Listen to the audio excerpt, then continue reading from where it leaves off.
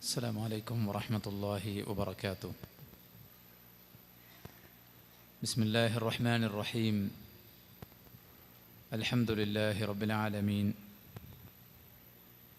نحمده ونستعينه ونؤمن به ونتوكل عليه، ونعوذ بالله من شرور أنفسنا ومن سيئات أعمالنا. من يهده الله فلا مضل له ومن يضلله فلا هادي له، وأشهد أن لا إله إلا الله وحده لا شريك له، وأشهد أن محمدا عبده ورسوله أرسله بالهدى ودين الحق ليظهره على الدين كله ولو كره المشركون. اللهم صل على محمد وعلى آل محمد كما صليت على إبراهيم وعلى آل إبراهيم إنك حميد مجيد. أما بعد، فإن خير الحديث كتاب الله، وخير الهدي هدي محمد صلى الله عليه وسلم، وشر الأمور محدثاتها، وكل محدثة بدعة، وكل بدعة ضلالة، وكل ضلالة في النار. يا أيها الذين آمنوا اتقوا الله حق تقاته ولا تموتن إلا وأنتم مسلمون. يا أيها الناس اتقوا ربكم الذي خلقكم من نفس واحدة، وخلق منها زوجها، وبث منهما رجالا كثيرا ونساء، واتقوا الله الذي تساءلون به والأرحام، إن الله كان عليكم رقيبا. يا أيها الذين آمنوا اتقوا الله وقولوا قولا سديدا يصلح لكم أعمالكم ويغفر لكم ذنوبكم، ومن يطع الله ورسوله فقد فاز فوزا عظيما. أعوذ بالله من الشيطان الرجيم. والذين يقولون ربنا هب لنا من أزواجنا وذرياتنا قرة أعين وجعلنا للمتقين إماما. اللهم رب اشرح لي صدري ويسر لي أمري واحلل عقدة من لساني يفقه قولي. ഏറെ ബഹുമാനമുള്ള സഹോദരങ്ങളെ, സഹപ്രവർത്തകരെ, രക്ഷിതാക്കളെ, അള്ളാഹുവിൻ്റെ അപാരമായ അനുഗ്രഹത്താൽ ഇന്നത്തെ ഈ സായാഹ്നത്തിൽ പടച്ചറബിൻ്റെ ദീനിൻ്റെ ചാരത്തൊരുമിച്ച് കൂടാനുള്ള തൗഫീഖ് നമുക്ക് ലഭിച്ചിരിക്കുകയാണ്. അൽഹംദുലില്ലാഹ്. അള്ളാഹു നമ്മിൽ നിന്നെല്ലാം സ്വാലിഹായ അമലായി ഈ ഒരു ഇരുത്തത്തെയും ഇതിൻ്റെ പിന്നിലെ സകല അധ്വാനത്തെയും കബൂൽ ചെയ്യുമാറാവട്ടെ. വളരെയധികം ആശങ്കയും ആധിയും നിറഞ്ഞൊരു കാലത്താണ് ദീനുള്ളവരും ദീനില്ലാത്തവരും ഇന്ന് ജീവിച്ചു കൊണ്ടിരിക്കുന്നത്. അതിന് കാരണം പത്രമാധ്യമങ്ങളിലൂടെ നിത്യവും നാം കണ്ടുകൊണ്ടിരിക്കുന്ന നിരവധി വാർത്തകളും മറ്റ് സംഭവ വികാസങ്ങളും തന്നെയാണ്. നമ്മയോ നമ്മുടെ ബന്ധുക്കളെയോ ഒന്നും ബാധിച്ചിട്ടില്ലെങ്കിലും ലോകത്തുടനീളമുള്ള വിവരങ്ങൾ നമ്മുടെ എല്ലാവരുടെയും കണ്ണിലും കാതിലും എത്താനുള്ള സൗകര്യങ്ങൾ, അത്യാധുനിക സംവിധാനങ്ങൾ നമുക്ക് എളുപ്പമായി കിട്ടിയ ഒരു കാലത്ത് സ്വാഭാവികമായിട്ടും എന്ത് കാണുമ്പോഴും എന്ത് കേൾക്കുമ്പോഴും നാം നമ്മുടെ ജീവിതത്തിലേക്ക് ചേർത്ത് വച്ചും നമ്മുടെ കുടുംബത്തിൻ്റെയും നമ്മുടെ മക്കളുടെയും കാര്യത്തെ ആലോചിച്ചും ടെൻഷനടിക്കുകയും അതുമായി ബന്ധപ്പെട്ട ആലോചനകളിൽ മുഴുകുകയും ചെയ്യുമെന്നുള്ളത് സ്വാഭാവികമാണ്. ഇവിടെ നമ്മൾ തിരിച്ചറിയേണ്ട ഒരു യാഥാർത്ഥ്യം, നമ്മൾ വളർന്ന് പഠിച്ച് കളിച്ച് നടന്ന ഇടമല്ല ഇന്ന് ക്യാമ്പസും കലാലയങ്ങളും. അവിടങ്ങളിലെ പാഠ്യപദ്ധതി അടക്കം മൊത്തത്തിൽ ജീവിത രീതിയും ശൈലിയും പെരുമാറ്റവും ഇടപെടലുകളുമെല്ലാം മാറിയിട്ടുണ്ട്. പുതുതലമുറയുടെ ഭാഷ തന്നെ മാറിയ ഒരു ചുറ്റുപാടിലാണ് നമ്മൾ ജീവിക്കുന്നത്. അവർ നടത്തുന്ന പ്രയോഗങ്ങളും അവർ കൈമാറുന്ന മെസ്സേജുകളും അതിലൂടെ അവർ പ്രയോഗിക്കുന്ന പ്രയോഗങ്ങളുമൊന്നും നമുക്ക് തിരിയാത്ത വണ്ണം മറ്റേതോ ഭാഷയായി തന്നെ മാറിയിട്ടുണ്ട്. നമ്മളൊക്കെ വലിയ കുറ്റമായി കണ്ടിരുന്ന വിഷയങ്ങൾ ഇന്ന് സാമാന്യവൽക്കരിക്കുകയും അതൊന്നും തെറ്റല്ല എന്നൊരവസ്ഥയിലേക്ക് കാര്യങ്ങൾ നീങ്ങിക്കൊണ്ടിരിക്കുകയും ചെയ്യുന്നുണ്ട്.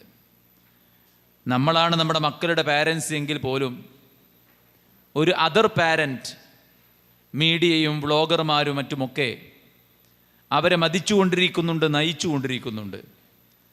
ഇപ്പോൾ നമുക്കെല്ലാവർക്കും അറിയാം, ഒരു വ്ളോഗർ തൊപ്പി എന്നു പേരുള്ള ഒരുത്തൻ്റെ കൂട്ടും അവൻ്റെ സഹവാസവും ഭിന്നിച്ചതിൻ്റെ ഫലമായിട്ട് ഒരുപാട് വാർത്തകൾ പുറത്തു വന്നിരിക്കുകയാണ്. പുതുതലമുറയിൽ വളരെ പ്രായം കുറഞ്ഞ കുട്ടികൾ വരെ ഇത്തരം ആളുകളുടെ ദൃശ്യങ്ങളും അവരുടേതായിട്ടുള്ള ചിത്രീകരണങ്ങളും അവരുടെ പ്രയോഗങ്ങളും അവരുടേതായിട്ടുള്ള ട്രെൻഡുകളുമൊക്കെയാണ് ജീവിതത്തിൻ്റെ വലിയ ആവേശമായി, വിജയമായി, നേട്ടമായി, അംബീഷൻ, സ്വപ്നങ്ങളായി, ആഗ്രഹങ്ങളായി അവർ കാണുന്നത്. പക്ഷെ ഒരു കാര്യം നാം മനസ്സിലാക്കണം, സാഹചര്യങ്ങളും സന്ദർഭങ്ങളും എത്ര പ്രതികൂലമായിരുന്നാലും കൂടെയുള്ളവരെല്ലാവരും ഏത് തരത്തിൽ വഷളായിപ്പോയാലും മനസ്സിൽ ഈമാനും പ്രവർത്തനത്തിൽ തഖ്വയും കാത്തു സൂക്ഷിക്കുന്ന ഒരു പിടി മക്കൾ ഇന്നും ബാക്കിയുണ്ട് എന്നതാണ്. വിവാഹവുമായി ബന്ധപ്പെട്ട് സമൂഹത്തിൽ നടന്നുകൊണ്ടിരിക്കുന്ന വഴിവിട്ട ആഘോഷങ്ങളുടെ രീതിയെക്കുറിച്ച് സംസാരിക്കുമ്പോൾ 9ാം ക്ലാസ്സിൽ പഠിക്കുന്ന ഒരു പെൺകുട്ടി വന്നിട്ട് ചോദിച്ചു, സാറേ, ഇത്തരത്തിലുള്ള ആഘോഷങ്ങളിൽ ഞാൻ പങ്കെടുത്തു പോയി, അതിനെനിക്ക് കുറ്റം കിട്ടുമോ? ഞാൻ അത് പൊറുക്കപ്പെടാൻ എന്താണ് ചെയ്യേണ്ടത്? പടച്ചോൻ എനിക്ക് പുറത്തു തരുമോ എന്നാണ് ചോദിക്കുന്നത്. നമ്മുടെ ഓരോ ക്യാമ്പുകളിലും അത് ജാലകമാകട്ടെ, വിഷനാകട്ടെ, മറ്റു വിദ്യാർത്ഥികൾക്ക് പിടിച്ചാൽ കിട്ടാത്ത പ്രായമെന്ന് നമ്മൾ പറയുന്ന പ്രായത്തിലുള്ള കുട്ടികൾക്ക് വേണ്ടി സംഘടിപ്പിച്ച ക്യാമ്പുകളിൽ വന്ന് കുട്ടികൾ കണ്ണു നിറച്ച് കരഞ്ഞ് അവരുടെ ജീവിതത്തിലെ ദുരനുഭവങ്ങളെ പങ്കുവെച്ച് അവർ എത്തിപ്പെട്ട വഴിവിട്ട മേഖലകളെക്കുറിച്ച് അവിടെ നിന്ന് കൃത്യമായ ധാരണയുണ്ടാക്കി പുതിയൊരു ജീവിതത്തിൻ്റെ കാൽവെപ്പുകളുമായിട്ട് മുന്നോട്ട് പോകുന്ന സന്തോഷകരമായ അനുഭവങ്ങൾ കഴിഞ്ഞ മാസം നടന്ന ക്യാമ്പുകളിൽ പോലും ഉണ്ടായിട്ടുണ്ട്. എല്ലാവരും അമ്മയെ കൊല്ലുന്ന, അധ്യാപകന് നേരെ വധഭീഷണി മുഴക്കുന്ന, വിദ്യാർത്ഥികളെ കൂടെ പഠിക്കുന്നവനെ തല്ലിക്കൊല്ലുന്ന, മാരകമായ ലഹരി വസ്തുക്കൾ ഉപയോഗിക്കുന്ന, ഉത്തരവാദിത്വ ബോധമില്ലാതെ മീഡിയകളുടെ, സിനിമകളുടെ, ട്രെൻഡുകളുടെ പിന്നാലെ ഓടുന്ന ആളുകളാണ് എന്ന് നമ്മൾ ഒരിക്കലും വിചാരിക്കേണ്ടതില്ല. അതിൽ നിന്ന് വ്യത്യസ്തമായ ചില ആളുകളുണ്ട്. അവരെ ഓർക്കുമ്പോൾ അവരുടെ മാതാപിതാക്കൾക്ക് സമാധാനമാണ്, അധ്യാപകർക്ക് സന്തോഷമാണ്, അവരിൽ സമൂഹത്തിന് പ്രതീക്ഷയാണ്. എന്തുകൊണ്ടായിരിക്കും ആ മാറ്റം എന്ന് ചോദിച്ചു കഴിഞ്ഞാൽ അവരെ കൈകാര്യം ചെയ്യുന്ന പാരൻസിൻ്റെ ഇടപെടൽ തന്നെയാണ്. ഒരു വിദ്യാർത്ഥിയുടെ, ഒരു കുട്ടിയുടെ ആദ്യത്തെ വിദ്യാലയം എന്ന് പറയുന്നത് നമ്മുടെ വീടാണ്. ഒരു കുഞ്ഞ് ഗർഭത്തിലിരിക്കുന്ന ആ സമയം മുതൽക്ക് പലതും കേൾക്കാനും അനുഭവിക്കാനും തുടങ്ങുന്നുണ്ട്. ആ സമയം മുതൽക്കേ അവൻ ജീവിക്കുന്ന ആ ചുറ്റുപാടിൽ നല്ലത് കേൾക്കാനും നല്ലത് അനുഭവിക്കാനും മാതാവ് സംതൃപ്തിയോടെ, സമാധാനത്തോടെ, കൺകുളിർമയോടെ, ആശ്വാസത്തോടെ ജീവിക്കുന്നതും ആ മാതൃഗർഭത്തിൽ കിടന്നവന് അനുഭവിക്കാൻ പറ്റിയാൽ അതിൻ്റെ വെളിച്ചവും തെളിച്ചവും അവൻ്റെ ജീവിതത്തിലുടനീളം കാണാൻ സാധിക്കുമെന്നത് സയൻറ്റിഫിക്കലി പ്രൂവ് ചെയ്യപ്പെട്ട പഠനങ്ങളാണ്. അപ്പോൾ എത്രത്തോളം നമ്മുടെ ജീവിതവും നമ്മുടെ ഇടപെടലും നമ്മുടെ സ്വാധീനവും കുട്ടിയിലുണ്ട് എന്നത് നമുക്ക് മനസ്സിലാക്കാവുന്ന കാര്യമാണ്. ഇസ്ലാം തന്നെ നോക്കൂ, ഒരു കുട്ടി ഉണ്ടാകുന്നതിന് മുമ്പുള്ള പ്രോസസ്സ് വിവാഹമാണ്.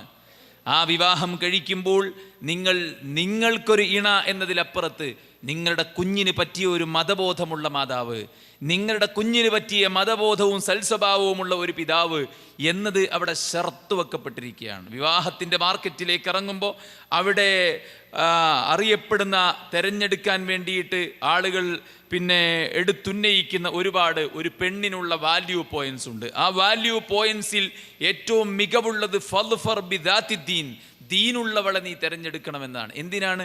ദീനുള്ള പിതാവിൽ നിന്നും മാതാവിൽ നിന്നുമാണ് നല്ല മക്കളുണ്ടാവുക. നമ്മളാണ് ആ കുട്ടികളുടെ ആദ്യത്തെ വിദ്യാലയം എന്ന് പറയുന്നത്. അതുകൊണ്ട് തന്നെ ആരംഭിക്കേണ്ടത് നമ്മുടെ ഉത്തരവാദിത്വ ബോധത്തിലും നമ്മുടെ ദീനീ കാഴ്ചപ്പാടുകളിലും നമ്മുടെ വിവരശേഖരണത്തിലും നമ്മുടെ ധാർമ്മിക ചിട്ടയിലും നമ്മുടെ പ്രവർത്തനത്തിൻ്റെ നൈതികതയിലും ആ രംഗത്തുള്ള ധാർമ്മികതയിലുമാണ് യഥാർത്ഥത്തിൽ ആരംഭിക്കേണ്ടത്. പലപ്പോഴും പലരും കുറ്റപ്പെടുത്താറുള്ളത് അധ്യാപകരെയാണ്, അല്ലെങ്കിൽ അവൻ വളർന്ന സാഹചര്യങ്ങളെയാണ്, അവൻ്റെ ജീവിതത്തിലുണ്ടായ പല സിറ്റുവേഷനുകളെയാണ്, അവൻ്റെ മെൻ്റലി ഫിസിക്കലി അവനുള്ള ഡിസബിലിറ്റീസിനെയാണ് പലരും ബ്ലെയിം ചെയ്ത് സംസാരിക്കാറുള്ളത്.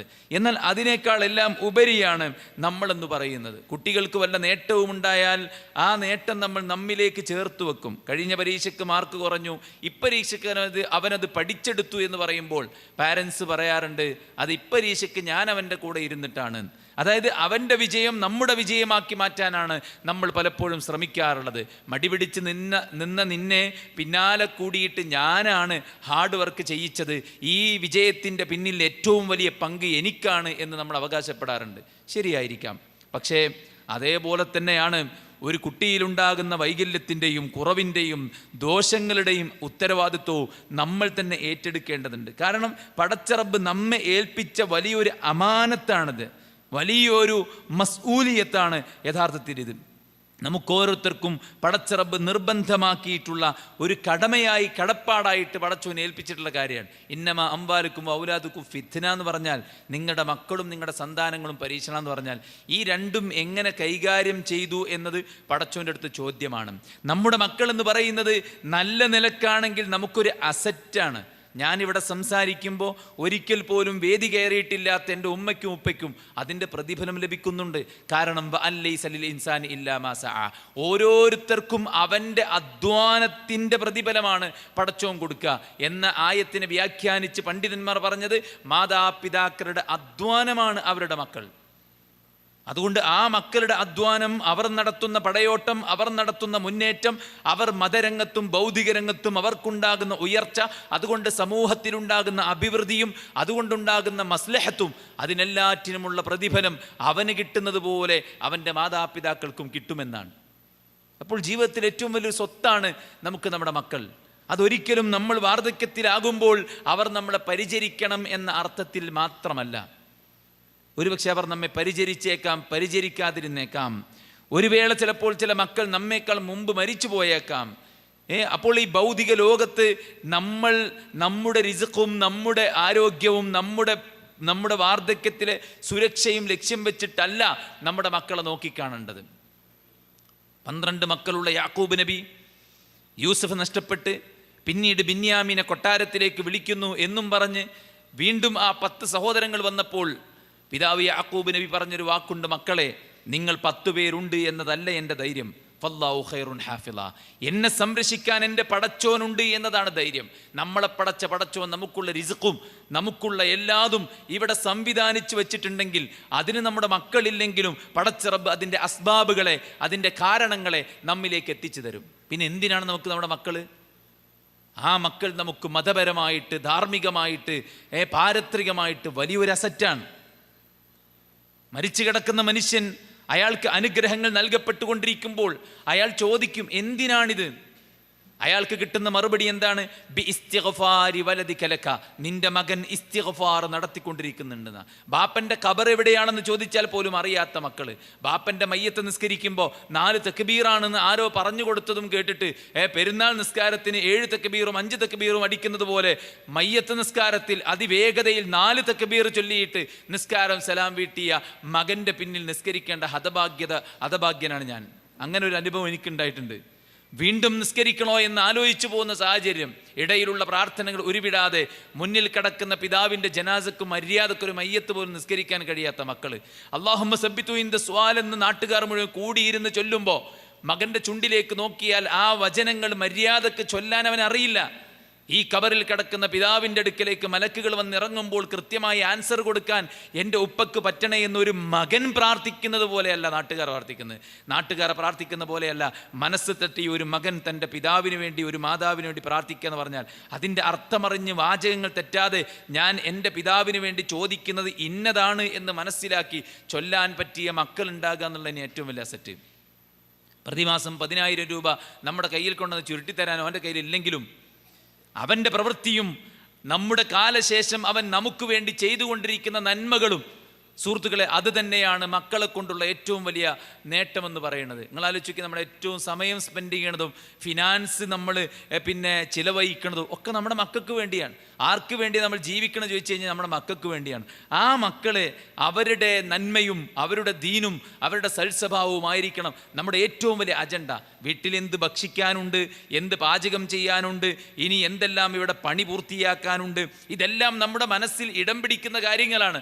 പക്ഷെ അതിനേക്കാൾ കൂടുതൽ നമ്മൾ ഇടം പിടിക്കേണ്ടതാണ് നമ്മുടെ മക്കളുടെ കാര്യം. സുജൂദിലേക്ക് എത്തുമ്പോൾ നമുക്ക് നമ്മുടെ മക്കളെ ഓർമ്മ വരുന്നുണ്ടോ എന്നുള്ളത് ചിന്തിക്കേണ്ടതാണ്. അങ്ങനെ ഓർമ്മ വരുന്നെങ്കിലാണ് ഇതൊരു ഉത്തരവാദിത്വമായി നമ്മൾ കാണുന്നത്. നമ്മുടെ മക്കളെക്കുറിച്ച് നമ്മൾ ചിന്തിക്കുന്നുണ്ടാകാം, എന്ത് ചിന്തിക്കുന്നുണ്ടാകാം, ഒരുപക്ഷെ നെഗറ്റീവ് ഒരുപാട് ചിന്തിക്കുന്നുണ്ടാകാം, ഒരുപക്ഷെ പോസിറ്റീവ് ഒരുപാട് ചിന്തിക്കുന്നുണ്ടാകാം, അവരുടെ ഫ്യൂച്ചറിനെ കുറിച്ച്, ജോലിയെക്കുറിച്ച്, മറ്റു കാര്യങ്ങളെക്കുറിച്ച് ചിന്തിക്കുന്നുണ്ടാകാം, അവർക്ക് സംഭവിക്കുന്ന വല്ല അപകടങ്ങളെക്കുറിച്ചോ അവരുടെ മരണത്തെക്കുറിച്ചോ ഒക്കെ നമ്മൾ ആലോചിക്കുന്നുണ്ടാകാം. നമ്മുടെ മക്കൾക്ക് വല്ലതും സംഭവിക്കുന്നത് സ്വപ്നത്തിലായിക്കൊണ്ട് നമ്മൾ കണ്ടാൽ തന്നെ കൈയും കാലും നമുക്ക് വിറക്കും. അത്രയും നമുക്കിഷ്ടമാണ് നമ്മുടെ മക്കളെ, അത്രയും നമ്മൾ വലിയ വാല്യൂ ആണ് നമ്മുടെ മക്കൾക്ക് കൊടുക്കുന്നത്. പക്ഷേ അവരുടെ കാര്യത്തിൽ നമ്മൾ ശ്രദ്ധിക്കേണ്ട കാര്യങ്ങളിലേക്ക്, ഗൗനിക്കേണ്ട കാര്യങ്ങളിലേക്ക് നമ്മൾ കൃത്യമായിട്ട് ശ്രദ്ധ കൊടുക്കുന്നുണ്ടോ, അവരുടെ ദീനിൻ്റെ കാര്യത്തിലേക്ക് ശ്രദ്ധ കൊടുക്കുന്നുണ്ടോ എന്നുള്ളത് ചിന്തിക്കേണ്ട കാര്യമാണ്. അപ്പോൾ ഒരു അക്കാഡമിക് ഇയറിൻ്റെ ആരംഭത്തിൽ നമ്മൾ നിൽക്കുന്ന ഈ ഒരു സമയത്താണ് അവൻ്റെ പഠനത്തോടും അവൻ്റെ വിദ്യാഭ്യാസത്തോടുമുള്ള അവൻ്റെ കാഴ്ചപ്പാടിനെ നമ്മൾ മനസ്സിലാക്കിയിരിക്കേണ്ടത്. അവന് താല്പര്യമുണ്ടോ, അവന് ബുദ്ധിമുട്ടുണ്ടോ, അവന് സ്കൂളിലേക്ക് പോകാൻ ഇഷ്ടമാണോ, അതല്ല പഠനത്തോട് അവന് താല്പര്യമാണോ, അവനിത് ബുദ്ധിമുട്ടുള്ള കാര്യമാണോ, ടീച്ചേഴ്സിനുള്ള പെരുമാറ്റം എത്രത്തോളം നല്ലതാണ്, അവൻ്റെ കൂട്ടുകാരാരൊക്കെയാണ്, അവൻ വായിക്കുന്നത് എന്താണ്, അവൻ എഴുതുന്നത് എന്താണ്, ഇങ്ങനെ തുടങ്ങിയിട്ട് അവൻ്റെ കാര്യങ്ങളെക്കുറിച്ച് നമ്മൾ ജാഗ്രത കാണിക്കേണ്ട ഒരു സന്ദർഭവും സാഹചര്യവുമാണിത്. ഓരോ കാര്യങ്ങളും ഒബ്സർവ് ചെയ്ത് അവനിൽ ഉണ്ടാകണമെന്ന് ആഗ്രഹിക്കുന്ന, അവളിൽ ഉണ്ടാകണമെന്ന് ആഗ്രഹിക്കുന്ന കാര്യങ്ങളെ അറിവിൻ്റെ വെളിച്ചത്തോടെ ചിന്തയോടുകൂടെ ആലോചിച്ച് സ്റ്റെപ്പെടുത്ത് ഒരു കുട്ടിയെ വളർത്തുകയാണ് നമ്മൾ, വളരുകയല്ല. മനസ്സിലായേ? കറിക്ക് കൊണ്ടുവന്ന പച്ചക്കറിയിൽ നിന്ന് നമ്മൾ വേസ്റ്റാക്കി പുറത്തേക്ക് തള്ളിയ ആ വേസ്റ്റിൽ നിന്ന് മുളച്ചു പൊന്തുന്ന ചില തൈകളുണ്ട്, ചില ഫലങ്ങളുണ്ട്, അത് നമ്മളെ ഉപയോഗിക്കാറുണ്ട്. അതുപോലെ കളയായി മുളക്കേണ്ട, നമ്മൾ പറയുന്ന പോലെ പടുവൻ മുളക്കേണ്ട ഒരു സാധനമല്ല നമ്മുടെ മക്കൾ എന്ന് പറയുന്നത്. ചില ആൾക്കാരൊക്കെ അങ്ങനെയാണ്. അവർ വിചാരിക്കണം എന്ന് വെച്ച് കഴിഞ്ഞാൽ നമ്മളൊക്കെ ഇപ്പം എങ്ങനെയാണ് വളർന്ന് ഉമ്മയപ്പിക്കാരായിട്ടൊന്നും ചെയ്തിട്ടൊന്നുമല്ല, നമ്മളങ്ങനെ വളർന്നു പോകുന്നതാണ്. അതേപോലെ ഇവരും വളർന്നോളും, നമ്മൾ ഓവർ കൺസേൺ ആകേണ്ട ആവശ്യമൊന്നുമില്ല, കുട്ടികളല്ലേ ഓരങ്ങനെ പോട്ടെ എന്ന് വിചാരിച്ച് അയച്ചുവിടുന്ന ചില ആൾക്കാരുണ്ട്. ചില ആളുകളാകട്ടെ മൊത്തത്തിൽ ഭീതിയായിട്ട് കുട്ടികളെ വരിഞ്ഞു മുറുക്കുന്ന ആൾക്കാരുണ്ട്. ഇവിടെ നമ്മളെല്ലാവരും മനസ്സിലാക്കിയിരിക്കുക, പടച്ചോൻ നമ്മളോട് പരലോകത്ത് ചോദിക്കുന്ന ഒരു വലിയ ബാധ്യതയാണ് നമ്മുടെ മക്കളെന്ന കാര്യം. ആ ഒരു ബാധ്യത നമ്മൾ ബോധ്യപ്പെടുക എന്നുള്ളതാണ് ഏറ്റവും പ്രധാനം. ചിലപ്പോൾ ഉമ്മമാർ ഭയങ്കര ശ്രദ്ധയായിരിക്കും മക്കളുടെ കാര്യത്തിൽ, എന്നാൽ പിതാക്കളാകട്ടെ അവരുടെ വീട്ടിലുള്ള സാമ്പത്തിക സ്വരൂപണമാണ് അവരുടെ ഡ്യൂട്ടി എന്നതുകൊണ്ട് കുട്ടികളുടെ പഠനത്തിലോ അവരുടെ മറ്റ് കാര്യങ്ങളിലോ ഒന്നും അവർ ശ്രദ്ധിക്കുന്നുണ്ടാവില്ല. യഥാർത്ഥത്തിൽ ഒരു കൂട്ടുത്തരവാദിത്തമാണ്. വറജുലു റാഇൻ അലാ അഹ്ലി ബൈത്തിഹി വൽ മർഅതു റാഇയത്തുൻ അലാ ബൈത്തി സൗജിഹാ വലദീന. അള്ളാഹുവിൻ്റെ റസൂൽ ആദ്യം പറഞ്ഞത് പുരുഷനെയാണ്. ഒരു പുരുഷൻ തൻ്റെ കുടുംബത്തിൻ്റെ ഭരണാധികാരിയാണ്. അവൻ ആ കുടുംബത്തെക്കുറിച്ച് ചോദ്യം ചെയ്യപ്പെടും. അവിടെയുള്ള ഉമ്മമാരെക്കുറിച്ച്, അവിടെയുള്ള മക്കളെക്കുറിച്ച് ഉപ്പമാർ ചോദ്യം ചെയ്യപ്പെടും. അതുപോലെ തന്നെ ഭാര്യമാർ തൻ്റെ ഭർത്താവിൻ്റെ മക്കളുടെയും അതുപോലെ തന്നെ വീടിൻ്റെയും കാര്യത്തിൽ ചോദ്യം ചെയ്യപ്പെടുന്ന ഉത്തരവാദികളാണെന്നാണ് അള്ളാഹു സുബ്ഹാനഹു വ തആല ഖുർആൻ സൂറത്തുൽ തഹ്രീമിൻ്റെ 6-ാമത്തെ ആയത്തിൽ നമ്മളോടൊക്കെ ഏൽപ്പിച്ച വലിയൊരു ദൗത്യം, ഖുഅൻഫുസകും വഅഹ്ലീകും നാറ. വിശ്വാസികളെ എന്ന് വിളിച്ചിട്ട് അള്ളാഹ് പറഞ്ഞ കാര്യമാണ്, നിങ്ങളെയും നിങ്ങളുടെ മക്കളെയും നരകത്തുനിന്ന് കാത്തോളണം എന്നാണ്. നമ്മളിപ്പോൾ ജോലിക്ക് പോയി നമ്മുടെ മക്കൾക്ക് എന്തെങ്കിലും സംഭവിച്ചു എന്നുള്ള കോള് വന്നാൽ പിന്നെ എനിക്ക് ലീവ് എടുത്താൽ കമ്പനിയിൽ പ്രശ്നമാകുമോ, ഇതൊന്നും നമ്മൾ ആലോചിക്കല്ല. നമ്മളെ മക്കൾക്ക് എന്ത് പറ്റിയെന്ന് പറഞ്ഞാലും നമ്മൾ അപ്പം തന്നെ എടുത്ത് ചാടി ഓടും. കാരണം എന്താ, അത്രയും നമുക്ക് വിലപ്പെട്ടതാണ് നമ്മുടെ മക്കൾ. എന്നാൽ ഇതേ ആളുകൾ ആ മക്കളുടെ ധാർമ്മിക വിഷയത്തിൻ്റെ രംഗങ്ങൾ വരുമ്പോൾ അവിടെ കണ്ണടക്കുന്നത് നമ്മൾ കാണുകയാണ്. ഈ തെരുവുകളിൽ ആൺകുട്ടികളുടെ കയ്യും പിടിച്ച് അല്ലെങ്കിൽ അവിടെ ബൈക്കിൽ കയറി പോകുന്ന കുട്ടികൾക്കൊക്കെ രക്ഷിതാക്കളുണ്ട്. ഒന്നിനും മാത്രം പോകുന്ന പിതാവും മാതാവുമുണ്ട്. ആരടാന്ന് ചോദിച്ചാൽ ഞാനടാ എന്ന് പറയാൻ കെൽപ്പുള്ളവരാണവർ. പക്ഷേ അവർ അവരുടെ മക്കളുടെ അബദ്ധസഞ്ചാരത്തെക്കുറിച്ച് അറിയുന്നില്ല, അല്ലെങ്കിൽ അറിഞ്ഞിട്ട് അതിൽ ഇടപെടുന്നില്ല എന്നുള്ളതാണ്. വേഷവിധാനത്തിൻ്റെ കാര്യത്തിൽ അല്ലേ, അവരുടെ മോശപ്പെട്ട ശീലങ്ങളിൽ. ഞങ്ങൾ ഒരുമിച്ച് സിനിമക്ക് പോവാണ് ഉപ്പ, പൈസ വേണമെന്ന് പറയുമ്പോൾ ധൈര്യസമേതം പൈസ എടുത്തു കൊടുക്കുന്ന ആൾക്കാർ, അതൊക്കെ ഒരു പരിഷ്കാരത്തിൻ്റെ പുരോഗമനത്തിൻ്റെ ഭാഗമായി കാണുന്ന ആൾക്കാർ അല്ലേ. ഡാൻസിലും കൂത്തിലും പാട്ടിലും എല്ലാത്തിലും നീ പേര് കൊടുത്തോ, അതൊന്നൊരു കുഴപ്പമില്ല, ഇന്നത്തെ കാലത്ത് അതൊക്കെ വേണം എന്ന് വിചാരിക്കുന്ന ചില ആൾക്കാർ. എന്നാൽ അതേ ആളുകൾ ഈ മക്കൾക്ക് എന്തെങ്കിലും അപകടം സംഭവിച്ചു എന്ന് പറയുമ്പോഴേക്ക് അവിടെ കണ്ണുകൾ നിറയാണ്. സുഹൃത്തുക്കൾ, എന്താണ് ഭൗതികമായി സംഭവിക്കുന്ന അപകടത്തെക്കാളും വലിയ അപകടമാണ് നമ്മുടെ കൈകളിലൂടെ വന്ന മക്കൾ നാളെ നരകത്തിൻ്റെ വിറകുകളാവുക എന്ന് വെച്ചാൽ അത് വലിയ അപകടമാണ്. അത് വലിയ ഒരു നിരുത്തരവാദപരമായിട്ടുള്ള നീക്കമാണ്. നമ്മൾ ഗൗരവത്തോട് കാണേണ്ട കാര്യമാണ്. എനിക്ക് എൻ്റെ മക്കളെ സ്വർഗത്തിലേക്ക് എത്തിക്കാന്നുള്ള ചുമതല പടച്ചോൻ എന്നെ ഏൽപ്പിച്ചതുപോലെ നമ്മുടെ എല്ലാവരുടെയും ചുമതലയാണ് നമ്മളെ സ്വർഗത്തിലേക്ക് എത്തിക്കുക, നമ്മുടെ മക്കളെ എത്തിക്കുക എന്നുള്ള കാര്യം. അതുകൊണ്ട് തന്നെ ആ ഒരു ചുമതലയായിട്ട് തന്നെ നമുക്ക് എന്ത് ചെയ്യണം, ബോധ്യപ്പെടണം എന്നുള്ളതാണ്. ഞാനെല്ലാം ചെയ്യുന്നുണ്ട് എന്ന തോന്നൽ പോരാ, നമ്മൾ ചെയ്യേണ്ടത് തന്നെയാണോ ചെയ്യുന്നത് എന്ന ഒരു ആത്മവിചാരണ അനിവാര്യമാണ്. മനസ്സിലായില്ലേ? ഒരാൾക്ക് ഒരു 4 കുട്ടികളുണ്ടെങ്കിൽ അയാൾ ചെറിയ കുട്ടിയാണ് അയാൾക്ക് കുട്ടി, ബാക്കി എല്ലാവരും വലുതായി എന്നുള്ള കോൺസെപ്റ്റ് അയാളുള്ളത് അല്ലേ. അതിൽ ആൺകുട്ടി ഉണ്ടാവും, പെൺകുട്ടി ഉണ്ടാവും, വ്യത്യസ്ത പ്രായക്കാരുണ്ടാവും. ഈ ഒരേ പ്രായക്കാരോടും ഒരേ ജെൻഡറിനോടും ഒരേ സമീപനമാണോ? അല്ല, വ്യത്യസ്ത സമീപനമാണ്. പ്രായത്തിനനുസരിച്ച് അവരോട് പെരുമാറണം. ചെറിയ കുട്ടികളാകുമ്പോൾ അവർ വാത്സല്യത്തോടുകൂടെയും സ്നേഹത്തോടുകൂടെയും പെരുമാറുമ്പോൾ വലിയ കുട്ടികളോട് വാത്സല്യവും സ്നേഹവും ഒട്ടും പ്രകടിപ്പിക്കാതെയുള്ള പെരുമാറ്റം കുട്ടികളെ നമ്മിൽ നിന്ന് അകറ്റുകയും മറ്റുള്ളവരിലേക്ക് അടുപ്പിക്കുകയും ചെയ്യാൻ കാരണമാണ്.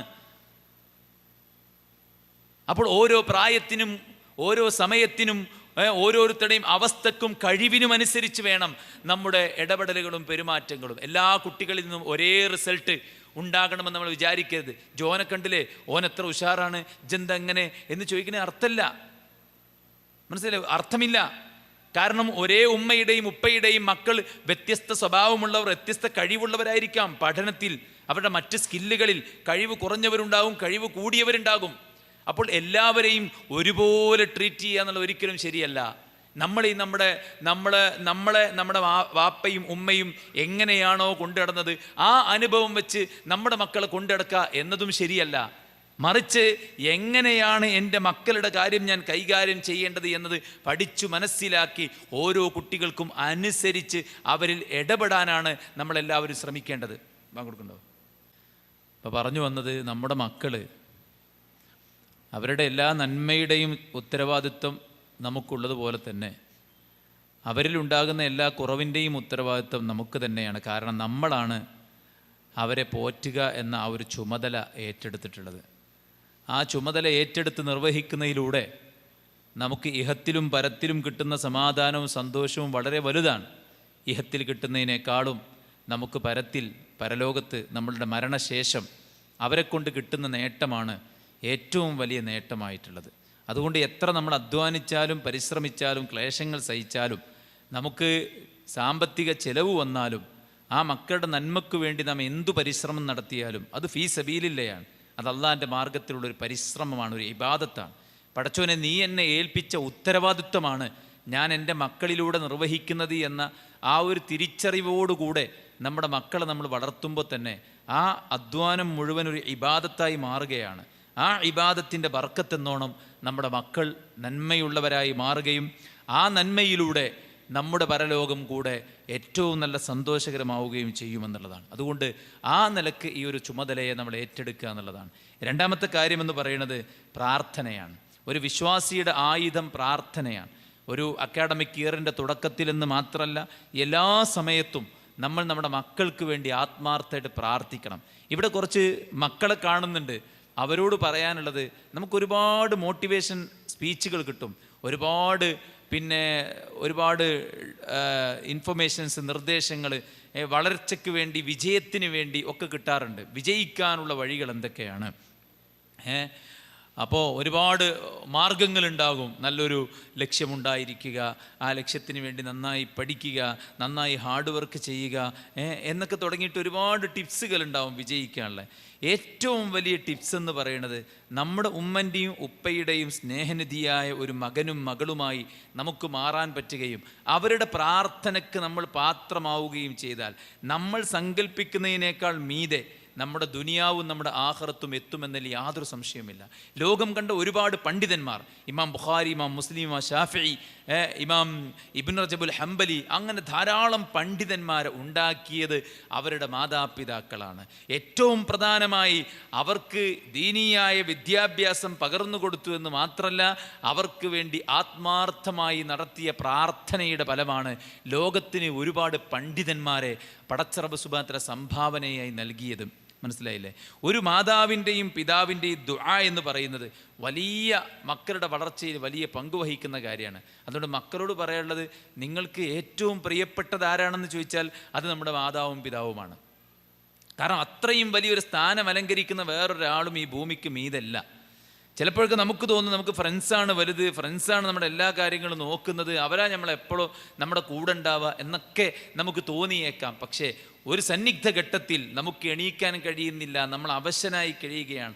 അവിടെ നമ്മുടെ കാഷ്ടവും മൂത്രവും എത്ര വലിയ കുട്ടിയായി നമ്മൾ മാറിയിട്ടുണ്ടെങ്കിലും ആ ഉമ്മയ്ക്കും ഉപ്പയ്ക്കും അത് തുടച്ച് വൃത്തിയാക്കുന്നത് ഒരു ലജ്ജയോ അറപ്പോ മടിയോ ഇല്ലെങ്കിൽ ആ ഒരു ബന്ധം എന്ന് പറയുന്നത് വല്ലാത്തൊരു ബന്ധം തന്നെയാണ്. ഒരിക്കലും നമുക്ക് മാറ്റാൻ കഴിയാത്ത, മായ്ച്ചു കളയാൻ പറ്റാത്ത പൊക്കിൾക്കുടി ബന്ധം. ഒരു മനുഷ്യൻ മരിക്കുന്ന കാലം അത്രയും ഈ ചാപ്പ, ഈ ഒരു പൊക്കിളിൻ്റെ അടയാളം ഇവിടെ ഉണ്ടാവും. അത് നമ്മുടെ ഉമ്മയുമായിട്ടുള്ള നമ്മുടെ ആ ഒരു കണക്ഷനാണ്, നമ്മുടെ ഉപ്പയുമായുള്ള ആ ഒരു കണക്ഷനാണ് യഥാർത്ഥത്തിൽ ഈ പൊക്കിൾക്കൊടി ബന്ധമെന്ന് പറയുന്നത്. അതിനോളം വലിയ ബന്ധമുള്ള ഒരാളും നമുക്കില്ല തന്നെ. അതുകൊണ്ട് തന്നെ ആ മാതാപിതാക്കളുടെ പ്രാർത്ഥനയ്ക്ക് നമ്മൾ പാത്രമായാൽ നമ്മൾ വിജയിക്കും. രക്ഷിതാക്കൾ മനസ്സിലാക്കുക, നമ്മളെപ്പോഴും നമ്മുടെ മക്കൾക്ക് വേണ്ടി പ്രാർത്ഥിക്കുക എന്നുള്ളതാണ്. റസൂൽ സ്വല്ലല്ലാഹു അലൈഹി വസല്ലം പറഞ്ഞു, നിങ്ങൾക്കെതിരെ പ്രാർത്ഥിക്കരുത്, നിങ്ങൾ നിങ്ങളുടെ മക്കൾക്കെതിരെയും പ്രാർത്ഥിക്കരുതെന്നാണ്. ഒരു ഉമ്മ തൻ്റെ മകനെ കാണാൻ കൊതിച്ച് അതിയായി ആഗ്രഹിച്ച് ആളൊഴിഞ്ഞ മലമുകളിൽ ആരാധനയുമായി കഴിച്ചു കൂട്ടുന്ന തൻ്റെ മകനെ കാണാൻ ചെന്നപ്പോൾ മകൻ നിസ്കരിക്കുകയാണ്. ആദ്യ ദിവസം ചെന്നു, വിളിച്ചു, ഉത്തരം കൊടുത്തില്ല. രണ്ടാമത്തെ ദിവസം ചെന്നു, വിളിച്ചു, ഉത്തരം കൊടുത്തില്ല. മൂന്നാമത്തെ ദിവസവും ചെന്നു, വിളിച്ചു, ഉത്തരം കൊടുത്തില്ല. അപ്പോൾ മൂന്നാമത്തെ ദിവസം ഞാൻ വിളിച്ചിട്ട് ഉത്തരം നൽകുന്നില്ലല്ലോ എന്ന വേദനയിൽ ആ ഉമ്മ നടത്തിയ പ്രാർത്ഥനയുടെ ഫലമായിട്ടാണ് ജുറൈജി എന്ന നല്ലൊരു ആബിദായ മനുഷ്യനെ പടച്ചോൻ പിടിച്ചു കുലുക്കിയത്. ഒരു മോശപ്പെട്ട പെണ്ണ് അതുവഴി വരികയും അവിടുത്തെ ഒരു ആട്ടിടയനുമായിട്ട് ബന്ധപ്പെട്ട് അതിൽ നിന്നൊരു കുട്ടിയെ ഉണ്ടാക്കി ആ കുട്ടിയെയും കൊണ്ട് സമൂഹത്തിലേക്ക് ഇറങ്ങിയിട്ട് ഇത് ജുറൈജിൻ്റെ കുട്ടിയാണെന്ന് കളവ് പറഞ്ഞപ്പോൾ ആളുകൾ കേട്ടത് പാതി കേൾക്കാത്തത് പാതി അയാളെ കയ്യേറ്റം ചെയ്ത് അയാളുടെ ടെൻ്റൊക്കെ അടിച്ചു പൊളിച്ച് അയാളെ അപകീർത്തിപ്പെടുത്തി ആ ഒരു നിമിഷം രംഗപ്രവേശനം ചെയ്യാനുള്ള കാരണം ആ മാതാവിൻ്റെ ഒരു പ്രാർത്ഥനയാണ്. ഇന്ന് അബ്ദുറഹീം എന്ന് പേരുള്ള ഒരാൾ ജയിൽ മോചിതനായ കഥകൾ പറയുമ്പോൾ അവിടെ ശ്രദ്ധേയമായൊരു കാര്യം വയോധികയായ അദ്ദേഹത്തിൻ്റെ മാതാവിൻ്റെ ആ ഒരു പ്രാർത്ഥനയാണ്. അതുകൊണ്ട് നമ്മൾ അനുകൂലമായി നടത്തുന്ന പ്രാർത്ഥനയും പ്രതികൂലമായി നടത്തുന്ന പ്രാർത്ഥനയും നമ്മുടെ മക്കൾക്ക് ഏൽക്കും എന്നുള്ളതാണ്. ആ മക്കൾക്ക് വേണ്ടി അനുകൂലമായി പ്രാർത്ഥിക്കാൻ നമ്മളെല്ലാവരും ശ്രമിക്കുക. എങ്ങനെയാണ് നമ്മൾ പ്രാർത്ഥിക്കേണ്ടത്? സ്വാലിഹായ ഒരു കുട്ടിയെ തരണം.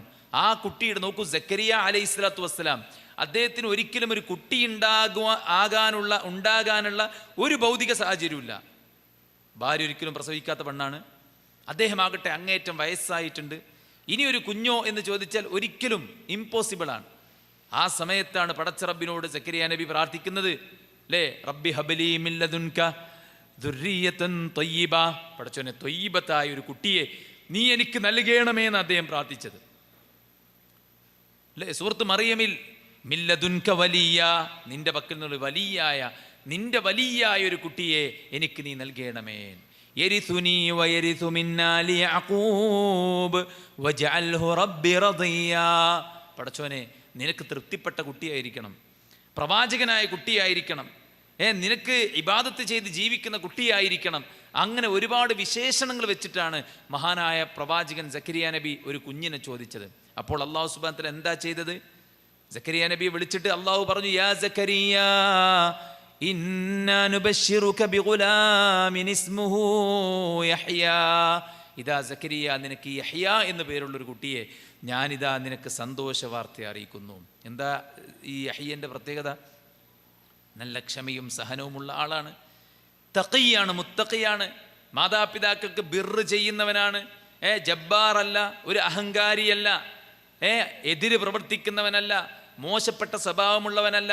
അത്രയും വിശേഷണങ്ങളുള്ള ഒരു യഹ്യ എന്ന കുഞ്ഞിനെ അള്ളാഹു സക്കരിയ നബി കൊടുത്തു. അപ്പോൾ പ്രാർത്ഥിക്കുക എന്ന് പറയുമ്പോൾ നമ്മുടെ മക്കളുടെ മതപരമായ കാര്യം, അതുപോലെ തന്നെ അവരുടെ ദുന്യവിയായ വിദ്യാഭ്യാസ സംബന്ധമായ കാര്യം, അങ്ങനെ എല്ലാ രംഗത്തുമുള്ള വിഷയങ്ങൾ പടച്ചറബിനോട് എടുത്തെടുത്ത് ചോദിച്ച് പ്രാർത്ഥിക്കാൻ നമുക്കെല്ലാവർക്കും പറ്റണം.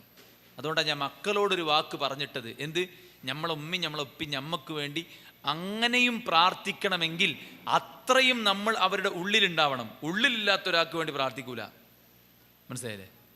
ഉമ്മൻ്റെ ഉപ്പൻ്റെ ഉള്ളിൽ നമ്മൾ കയറിക്കൂടണം, പുറത്ത് കയറിക്കൂടിയാൽ പോരാ, അവരുടെ ഉള്ളിൽ കയറിക്കൂടണം. എൻ്റെ സ്നേഹനിധിയായ മകനാണ്, എൻ്റെ സ്നേഹനിധിയായ മകളാണ് എന്ന് നമ്മുടെ ഉമ്മയ്ക്കും ഉപ്പയ്ക്കും തോന്നണമെങ്കിൽ നമ്മുടെ ജീവിതത്തിലെ നമ്മുടെ ജീവിതം അതിനനുസരിച്ച് പറ്റിയ കോലത്തിലായിരിക്കണം. അവരോടുള്ള പെരുമാറ്റവും ഇടപെടലും അതിന് പറ്റിയ കോലത്തിലാകുമ്പോഴേ അവരുടെ ഉള്ളിൽ നമുക്ക് കയറാൻ പറ്റുള്ളൂ. അങ്ങനെ ഉമ്മയുടെയും ഉപ്പയുടെയും ഉള്ളിൽ നമ്മൾ ഇരിക്കുമ്പോൾ മനസ്സറിഞ്ഞ് അവർക്ക് വേണ്ടി നമ്മൾ പ്രാർത്ഥിക്കും. നമ്മൾ കൊച്ചുകുട്ടികളായ സമയത്ത് നമ്മളെക്കുറിച്ച് ആർക്കും ഒരു കംപ്ലൈൻറ്റും ഇല്ല. അവർ നമുക്ക് വേണ്ടി ആത്മാർത്ഥമായിട്ട് പ്രാർത്ഥിച്ചിട്ടുണ്ട്. പഠിച്ചോ, എൻ്റെ കുട്ടീൻ്റെ ആരോഗ്യം, എൻ്റെ കുട്ടീൻ്റെ പഠനം, എൻ്റെ കുട്ടീൻ്റെ അങ്ങനെ ഓരോന്നും പ്രാർത്ഥിച്ചിട്ടുണ്ട്. പക്ഷെ അതേപോലെ വലുപ്പത്തിൽ +2 പഠിക്കുന്ന, 10ാം ക്ലാസ്സിൽ പഠിക്കുന്ന, ഡിഗ്രിക്ക് പഠിക്കുന്ന നമുക്ക് വേണ്ടി നമ്മുടെ ഉമ്മമാർ നമ്മൾ ചെറുപ്പത്തിലായിരിക്കുന്ന സമയത്ത് പ്രാർത്ഥിച്ച പോലെ പ്രാർത്ഥിക്കുന്നുണ്ടോ എന്നുള്ളത് നമ്മൾ ചോദിക്കേണ്ടതാണ്. അങ്ങനെ പ്രാർത്ഥിക്കാൻ മാത്രം നമ്മൾ അവരുമായി അടുപ്പമുണ്ടോ? ഉമ്മയും ഉപ്പയുമാണ് എനിക്ക് ഏറ്റവും വലുത് എന്നത് ജീവിതം കൊണ്ട് തെളിയിക്കാൻ നമുക്ക് പറ്റിയിട്ടുണ്ടെങ്കിൽ അവർ തീർച്ചയായിട്ടും നമുക്ക് വേണ്ടി പ്രാർത്ഥിക്കും. അങ്ങനെ പ്രാർത്ഥിച്ചാൽ സുഹൃത്തുക്കളെ അതിന് ഉത്തരമുണ്ട് എന്നാണ് പ്രവാചകൻ സല്ലല്ലാഹു അലൈഹി വസല്ലമ ദുആഉൻ മുസ്തജാബ്, ഉത്തരം ലഭിക്കുന്ന പ്രാർത്ഥന എന്ന് പറഞ്ഞ 2 പ്രാർത്ഥനയാണ്. ദഅവത്തുൽ വാലിദ് അലാ വലദിഹി ലിവലദിഹി, രണ്ടും മാതാപിതാക്കൾ മക്കൾക്ക് വേണ്ടി പ്രാർത്ഥിക്കുന്നതും മാതാപിതാക്കൾ മക്കൾക്ക് എതിരെ പ്രാർത്ഥിക്കുന്നതും. അതുകൊണ്ട് മനസ്സറിഞ്ഞ് പ്രാർത്ഥിക്കുക. ഖുർആൻ ഇബാദുർ റഹ്മാൻ്റെ പ്രാർത്ഥന എടുത്തു കൊടുത്തില്ലേ? റബ്ബനാ ഹബ്ലനാ മിൻ അസ്വാജിനാ വദുർരിയ്യാതിനാ ഖുർറത അയ്നിൻ വജഅൽനാ ലിൽ മുത്തഖീന ഇമാമാ. പടച്ചോനെ, എൻ്റെ ഇണകളെയും എൻ്റെ മക്കളെയും കൺകുളിർമ നൽകുന്നതാക്കി മാറ്റണേ എന്നാണ് ഈ ആയത്തിൻ്റെ വ്യാഖ്യാനത്തിൽ പണ്ഡിതന്മാർ പറയുന്നുണ്ട്. ഒരു ആളുടെ കുട്ടി, ആ കുട്ടി മതബോധമുള്ളവനായിരിക്കുക എന്നതിനേക്കാൾ ഒരു ഉമ്മയ്ക്കും ഉപ്പയ്ക്കും കൺകുളിർമ നൽകുന്ന മറ്റൊരു വിഷയവുമില്ല. മനസ്സിലായില്ലേ? കുട്ടികൾ എത്രയും വിദ്യാഭ്യാസം നേടട്ടെ, എത്രയും ഉന്നതങ്ങളിലെത്തട്ടെ, പക്ഷേ മതബോധമില്ലാത്ത ഒരുത്തൻ എത്ര ഉന്നതിയിലെത്തിയാലും നമുക്കൊരു കാര്യം ഉണ്ടാവില്ല. പീഡിയ കൊലയുമ്പോൾ നമുക്കിങ്ങനെ പറയാം, UK-ലാണ്, മറ്റോ US-ലാണ് എന്നൊക്കെ ഇങ്ങനെ വലിയ വർത്താനം പറയാമെന്നല്ലാതെ അവൻ UK-യിലായതുകൊണ്ട് US-ലായതുകൊണ്ട് നമുക്കൊരു ഗുണം ഉണ്ടാവില്ല. അവൻ പറയുന്നത് ഞാൻ വലിയൊരു പേര് എൻ്റെ ഉപ്പാക്കുമ്മാക്കും ഉണ്ടാക്കി. ഉപ്പാക്കുമ്മാക്കുള്ള ലവ് അവൻ്റെ പേരെയാണ്. മനസ്സിലായില്ലേ? ആരുമില്ല, അവർക്ക് യഥേഷ്ടം അവിടെ ജീവിക്കാമെന്ന് ഓലതിൻ്റെ കാവലാണ്. മനസ്സിലായില്ലേ? യഥേഷ്ടം പ്രതിമാസം ഞാൻ ഇത്ര പൈസ കൊടുക്കേണ്ടത്. അത് എന്തിനുള്ളതാണ്? ഓൻ്റെ പേരൻ്റെ ബില്ലടക്കാനും അതിൻ്റെ ടാക്സ് അടക്കാനും അതിൻ്റെ മറ്റു കാര്യങ്ങൾ ചെയ്യാനും അതിനൊക്കെയുള്ള പൈസയാണോ അടച്ചുകൊണ്ടിരിക്കുന്നത്? ഇങ്ങനെ മക്കളുടെ ഒരു തൊഴിലാളികളായിട്ട് ചില മാതാപിതാക്കൾ മാറുന്നു. എന്തുകൊണ്ട്?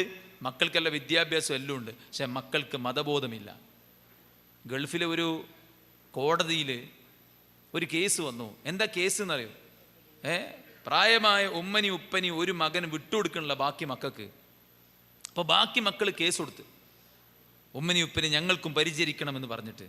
അങ്ങനെ കോടതി ആ വിഷയം ചർച്ചയ്ക്ക് വെച്ച് ഈ ബാക്കി മക്കൾക്കും ഈ മാതാപിതാക്കളെ വിട്ടുകൊടുക്കണമെന്ന് അവിടെ വെച്ചിട്ട് വിധി പുറപ്പെടുവിച്ചു. അങ്ങനെ ഇയാളുടെ കയ്യിൽ നിന്ന് ഉമ്മനി ഉപ്പനി ഇങ്ങനെ കൊണ്ടുപോകുമ്പോൾ ഈ മകൻ ജഡ്ജിയോട് പറഞ്ഞൊരു വാക്കുണ്ട്, ഇത്രയും കാലം ഞാൻ കൊണ്ടു നടന്ന് എൻ്റെ ഉമ്മനി ഉപ്പനെയും നിങ്ങൾ എന്നിൽ നിന്ന് അകറ്റുമ്പോൾ എൻ്റെ സ്വർഗത്തിൻ്റെ കവാടമാണ് നിങ്ങൾ എനിക്ക് നേരെ കൊട്ടിയടച്ചതെന്നാണ് അയാൾ പറഞ്ഞത്. നോക്കൂ നിങ്ങൾ, അങ്ങനെയുള്ള മക്കൾ, ഇത്രയധികം മക്കളുണ്ടായിട്ട് ഓലൊക്കെ നോക്കട്ടെ, ഞാൻ മാത്രമൊന്നല്ലല്ലോ, ഓലും നോക്കട്ടെ, ഓലെടുത്തുണ്ടല്ലോ പൈസ, ഉമ്മാക്കുപ്പാക്കും സർക്കാരൊന്നും പൈസ ഇട്ടുണ്ടല്ലോ, അതുകൊണ്ട് ഓല് ജീവിച്ചോളൂല്ലോ എന്നൊക്കെ ചിന്തിക്കുന്നവൻ്റെ ഉള്ളിൽ എന്ത് മാതാവും പിതാവുമാണുള്ളത്? അതുകൊണ്ട് കുട്ടികളിൽ കൺകുളിർമ എന്ന് പറഞ്ഞാൽ ദീനാണ്. മനസ്സിലായി? ദുനിയാവ് പറയാൻ ഇവിടെ ഒരുപാട് ആൾക്കാരുണ്ട്. നിങ്ങൾ കുട്ടികളോട് ചോദിക്കേണ്ടി 1 ലക്ഷം ശമ്പളം ആഗ്രഹിക്കുന്ന ആൾക്കാർ എത്ര ആൾക്കാരുണ്ട് ചോദിച്ചപ്പോൾ പെൺകുട്ടികളാണ് ഭൂരിഭാഗം കയ്യൊക്കെ. 1 ലക്ഷം ശമ്പളം മാസത്തിൽ. അത്രയും അധികം അവരുടെ വിദ്യാഭ്യാസത്തെക്കുറിച്ചും അവരുടെ പ്രൊഫഷനെക്കുറിച്ചും ഒക്കെ കാഴ്ചപ്പാട് ആർജിച്ചെടുത്തിട്ടുണ്ട്. എന്നാൽ ഈ വിദ്യാഭ്യാസത്തിൻ്റെയും ജോലിയുടെയും ഭാവി ലൈഫിൻ്റെയും അതിലെ അടിപൊളിയെയും ആസ്വാദനങ്ങളെയൊക്കെ പേര് പറഞ്ഞിട്ട് ഇവിടുന്ന് ഇല്ലാതായിക്കൊണ്ടിരിക്കുന്നത് അവരുടെ മതബോധമാണ്. മതം നോക്കിയാൽ നടക്കൂല. മനസ്സിലായില്ലേ? മതം നോക്കിയാൽ നടക്കൂല. മതമൊക്കെ ഉള്ളിലുണ്ടാകേണ്ടതാണ്, പുറത്ത് പറയാനുള്ളതല്ല, പ്രകടിപ്പിക്കാനുള്ളതല്ല എന്ന പുതിയ പുതിയ ഇക്വേഷൻസാണ് ഇന്ന് നമ്മൾ കേട്ടുകൊണ്ടിരിക്കുന്നത്. ഒരു ഡ്രസ്സുമ്മലല്ല ഈമാൻ. തട്ടമഴിച്ചു എന്ന് കരുതി ഈമാൻ നഷ്ടപ്പെടുന്നില്ല, അങ്ങനെയൊന്നും ഞാൻ വിശ്വസിക്കുന്നില്ല എന്നൊക്കെ പറയുന്ന തലമുറയിൽ ജീവിക്കുന്ന മക്കൾക്ക് നമ്മൾ എന്താ കൊടുക്കേണ്ടത്? ദീൻ തന്നെയാണ്. ആ ദീന് ഉണ്ടാകുമ്പോഴാണ് മക്കളിൽ നമുക്ക് കൺകുടർമയുണ്ടാവുക. മഹാനായ ഉമർ അബ്ദുൽ അസീസ് റഹിമഹുല്ല, അദ്ദേഹം രാത്രിക്ക് ഉറക്കൊഴിച്ച് പകല് നല്ല ക്ഷീണം വന്നപ്പോൾ കൈലൂലയുടെ നേരത്ത് ഉറങ്ങാൻ പോകുമ്പോൾ അദ്ദേഹത്തിൻ്റെ മകൻ തടഞ്ഞു വെച്ചിട്ട് ചോദിച്ചു, ഉപ്പ, നിങ്ങൾ ഈ നേരം ഉറങ്ങിയാൽ ഈ സമയത്ത് ആരെങ്കിലും വന്ന് നീതി തേടി ആരെങ്കിലും വന്നാൽ ആരാണ് അവർക്ക് നീതി വിധിച്ചു കൊടുക്കാനുള്ളത്? നിങ്ങളെ ചുമതലയാണല്ലോ. ആ ചുമതലയുള്ള താങ്കൾ ഉറങ്ങിയാൽ നിങ്ങളെ ആ ഡ്യൂട്ടി ആരാണ് നിങ്ങൾ ഉറങ്ങുമ്പോൾ ചെയ്യുക? അപ്പോൾ പിതാവ് കുറച്ചു നേരം ഇങ്ങനെ ആലോചിച്ചു. ആരും ചെയ്യാനില്ല, ഞാനാണ് ചെയ്യേണ്ടത്. ഇപ്പൊ പകൽ സമയത്ത് ബാപ്പയുടെ ഉത്തരവാദിത്വത്തെ ഓർമ്മപ്പെടുത്തിയ മകനെ ഉമർ ഇബ്നു അബ്ദുൽ അസീസ് ചേർത്ത് പിടിച്ച് ഉമ്മ വെച്ചിട്ട് പറയാണ്, അല്ലാഹുവേ, എൻ്റെ മുതുകിൽ നിന്ന് എൻ്റെ ദീനിനെ എന്നെ സഹായിക്കുന്ന ഒരു കുഞ്ഞിനെ നൽകിയ പടച്ചറബ്ബേ, നിനക്കാകുന്നു സർവസ്തുതിയും എന്നാണ്. മനസ്സിലായല്ലേ? അപ്പോൾ നമുക്ക് ഈ കുട്ടികളിലൂടെ കൺകുളിർമ ഉണ്ടാവുക എന്ന് പറഞ്ഞാൽ അത് ദീൻ ഉണ്ടാവുക എന്നുള്ളത്. അതുകൊണ്ടാണ് ഇബ്രാഹിം നബിയൊക്കെ പ്രാർത്ഥിച്ച എന്താ? റബ്ബി ജഅൽനി മുഖീമസ്സലാ വമിൻ ദുർരിയതി, അല്ലാഹുവേ, എന്നെ നീ നിസ്കരിക്കുന്നവനാക്കണേ, എൻ്റെ മക്കളെയും. ഇന്നല്ലാഹ ഇസ്തഫാ ലകുമുദ്ദീൻ, അല്ലാഹു ഈ ദീനിനെ നിങ്ങൾക്ക് തെരഞ്ഞെടുത്ത് തന്നിരിക്കുന്നു.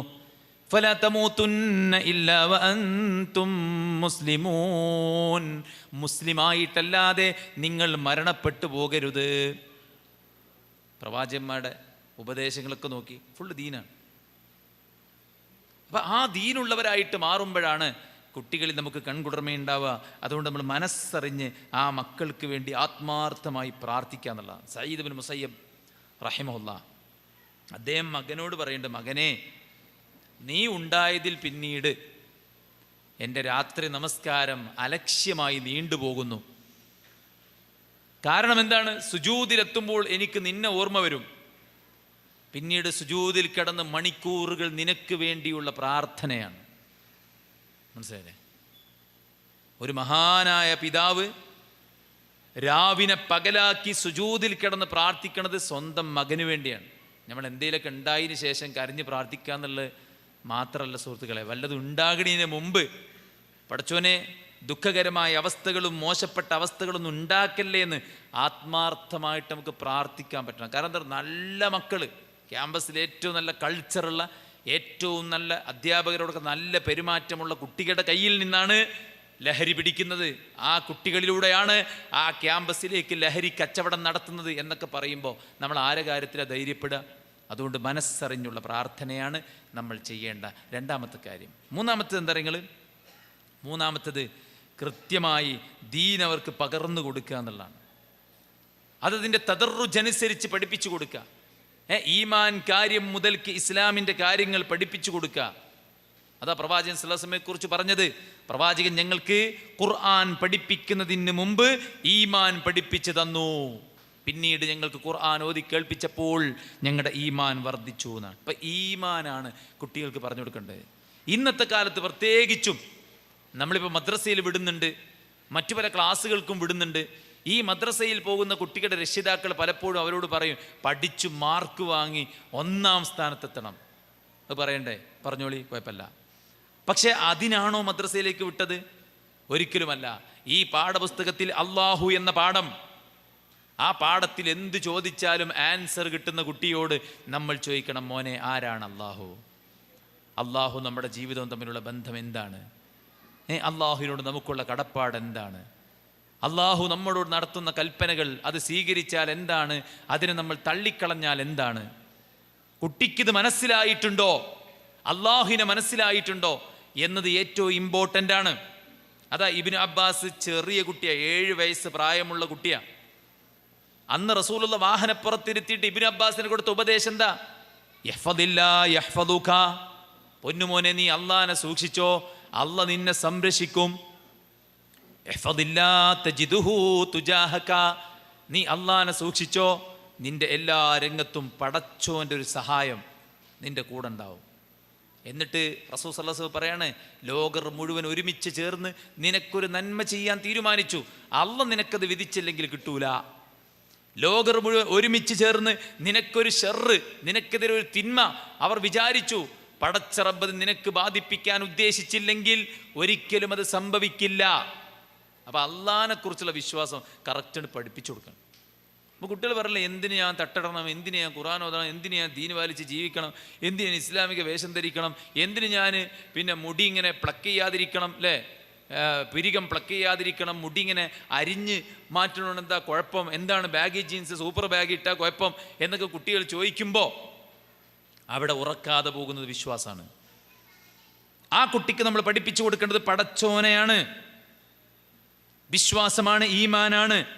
ക്യാമ്പസിലേക്ക് പോകുന്ന മക്കൾ, അവർക്ക് നമ്മൾ ശരിയായ ഈമാൻ പകർന്നു കൊടുത്താൽ, അന്ന് പാൽക്കാരി പെൺകുട്ടി പറഞ്ഞതുപോലെ നമ്മുടെ മക്കൾ പറയും. എന്താ പറഞ്ഞത്? ഖലീഫ ഉമർ കാണുന്നില്ലെങ്കിലും ഉമ്മ, പാലിൽ വെള്ളം ചേർത്ത് അഴിമതി നടത്തുന്നത് പടച്ചോൻ ഇഷ്ടല്ല, പടച്ചോൻ കാണുന്നുണ്ട് എന്ന് പറഞ്ഞ ആ ആട്ടിടയൻ്റെ, അല്ലേ, ആ ഒരു പാൽക്കാരി പെൺകുട്ടിയുടെ ഈമാൻ അതുണ്ടാവും കുട്ടികൾക്ക്. ഇത് നമുക്ക് പറ്റൂല എന്ന് കുട്ടികൾ പറയും, അത് ശിർക്കാണെന്ന് പറയും, ഇത് ചെയ്ത നരകത്ത് എത്തുമെന്ന് പറയും. അങ്ങനെ പറയാൻ പാടില്ലടാന്ന് കൂടെയുള്ള കുട്ടികളെ ഉപദേശിക്കുന്ന മക്കളുണ്ട്. ക്യാമ്പസിൻ്റെ മണ്ണിൽ എല്ലാവരും കള്ളുകുടിയന്മാരും പെണ്ണുപിടിയന്മാരും തോന്നിവാസികളും അല്ല. അവിടെ ഈ പണി ചെയ്യുന്നവരെ തിരുത്തുന്ന മക്കളുണ്ട്. ഒരുപാട് വിമർശനങ്ങളും ആക്ഷേപങ്ങളും ഒക്കെ ഏറ്റുവാങ്ങിയിട്ട് ക്യാമ്പസിൻ്റെ മണ്ണിൽ ദഅവത്ത് നടത്തുന്ന കുട്ടികളുണ്ട്. ആ കുട്ടികൾ എങ്ങനെ രൂപപ്പെട്ടു? അവരും ഇതുപോലെ ക്യാമ്പസിൻ്റെ കുത്തൊഴുക്കിൽപ്പെട്ടവരായിരുന്നു. അതിനിടയിൽ അവർക്ക് ഹിദായത്ത് കിട്ടി, പടച്ചോൻ അവർ ബോധ്യപ്പെട്ടു. ആ പടച്ച റബ്ബിലുള്ള വിശ്വാസവും തഖ്വയുമാണ് എഞ്ചിനീയറിംഗ് കോളേജിലും മെഡിക്കൽ കോളേജുകളിലും മറ്റു പിന്നെ ആർട്സ് കോളേജുകളിലുമൊക്കെ ദഅവത്ത് നടത്താൻ അവരെ പ്രേരിപ്പിക്കുന്നത്. മനസ്സിലായി? അപ്പോൾ ഈമാനാണ് ഏറ്റവും പ്രധാനം.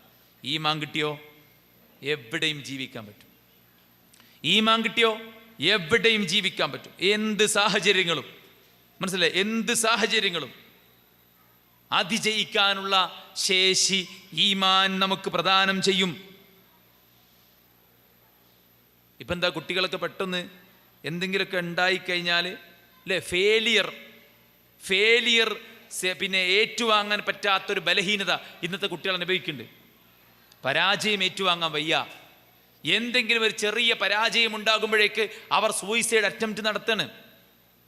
ഞാൻ ആത്മഹത്യക്ക് ശ്രമിച്ചിട്ടുണ്ട്, ഇനി ശ്രമിച്ചിട്ടില്ലെങ്കിലും ഞാൻ ആലോചിച്ചിട്ടുണ്ട് എന്ന് പറയുന്ന കുട്ടികളുടെ എണ്ണം കൂടിയിട്ടുണ്ട്. എന്നാൽ ഒരു ഈമാനുള്ള കുട്ടി എന്ത് വന്നാലും ശരി, അതിനെക്കുറിച്ച് അതിനുവേണ്ടി ശ്രമിക്കാൻ പോയിട്ട് അങ്ങനെ ഒന്ന് ചെയ്താലോ എന്ന് പോലും ആലോചിക്കില്ല. കാരണം എന്താ? ഈമാനുള്ള ഒരാൾ ചിന്തിക്കൂല. കാരണം ദുനിയാവെന്ന് പറഞ്ഞാൽ ആയുസ്സിൻ്റെ ഒരു തുള്ളിയാണ്. ബാക്കി പരന്നു കിടക്കുന്ന സാഗരത്തിലെ വെള്ളം മുഴുവൻ പരലോകത്ത് ജീവിക്കാനുള്ളതാണ്. മരിക്കുന്നതോടുകൂടെ എൻ്റെ എല്ലാ പ്രശ്നവും അവസാനിക്കുമെന്ന മൂഢൻ ധാരണയല്ല നമുക്കുള്ളത്.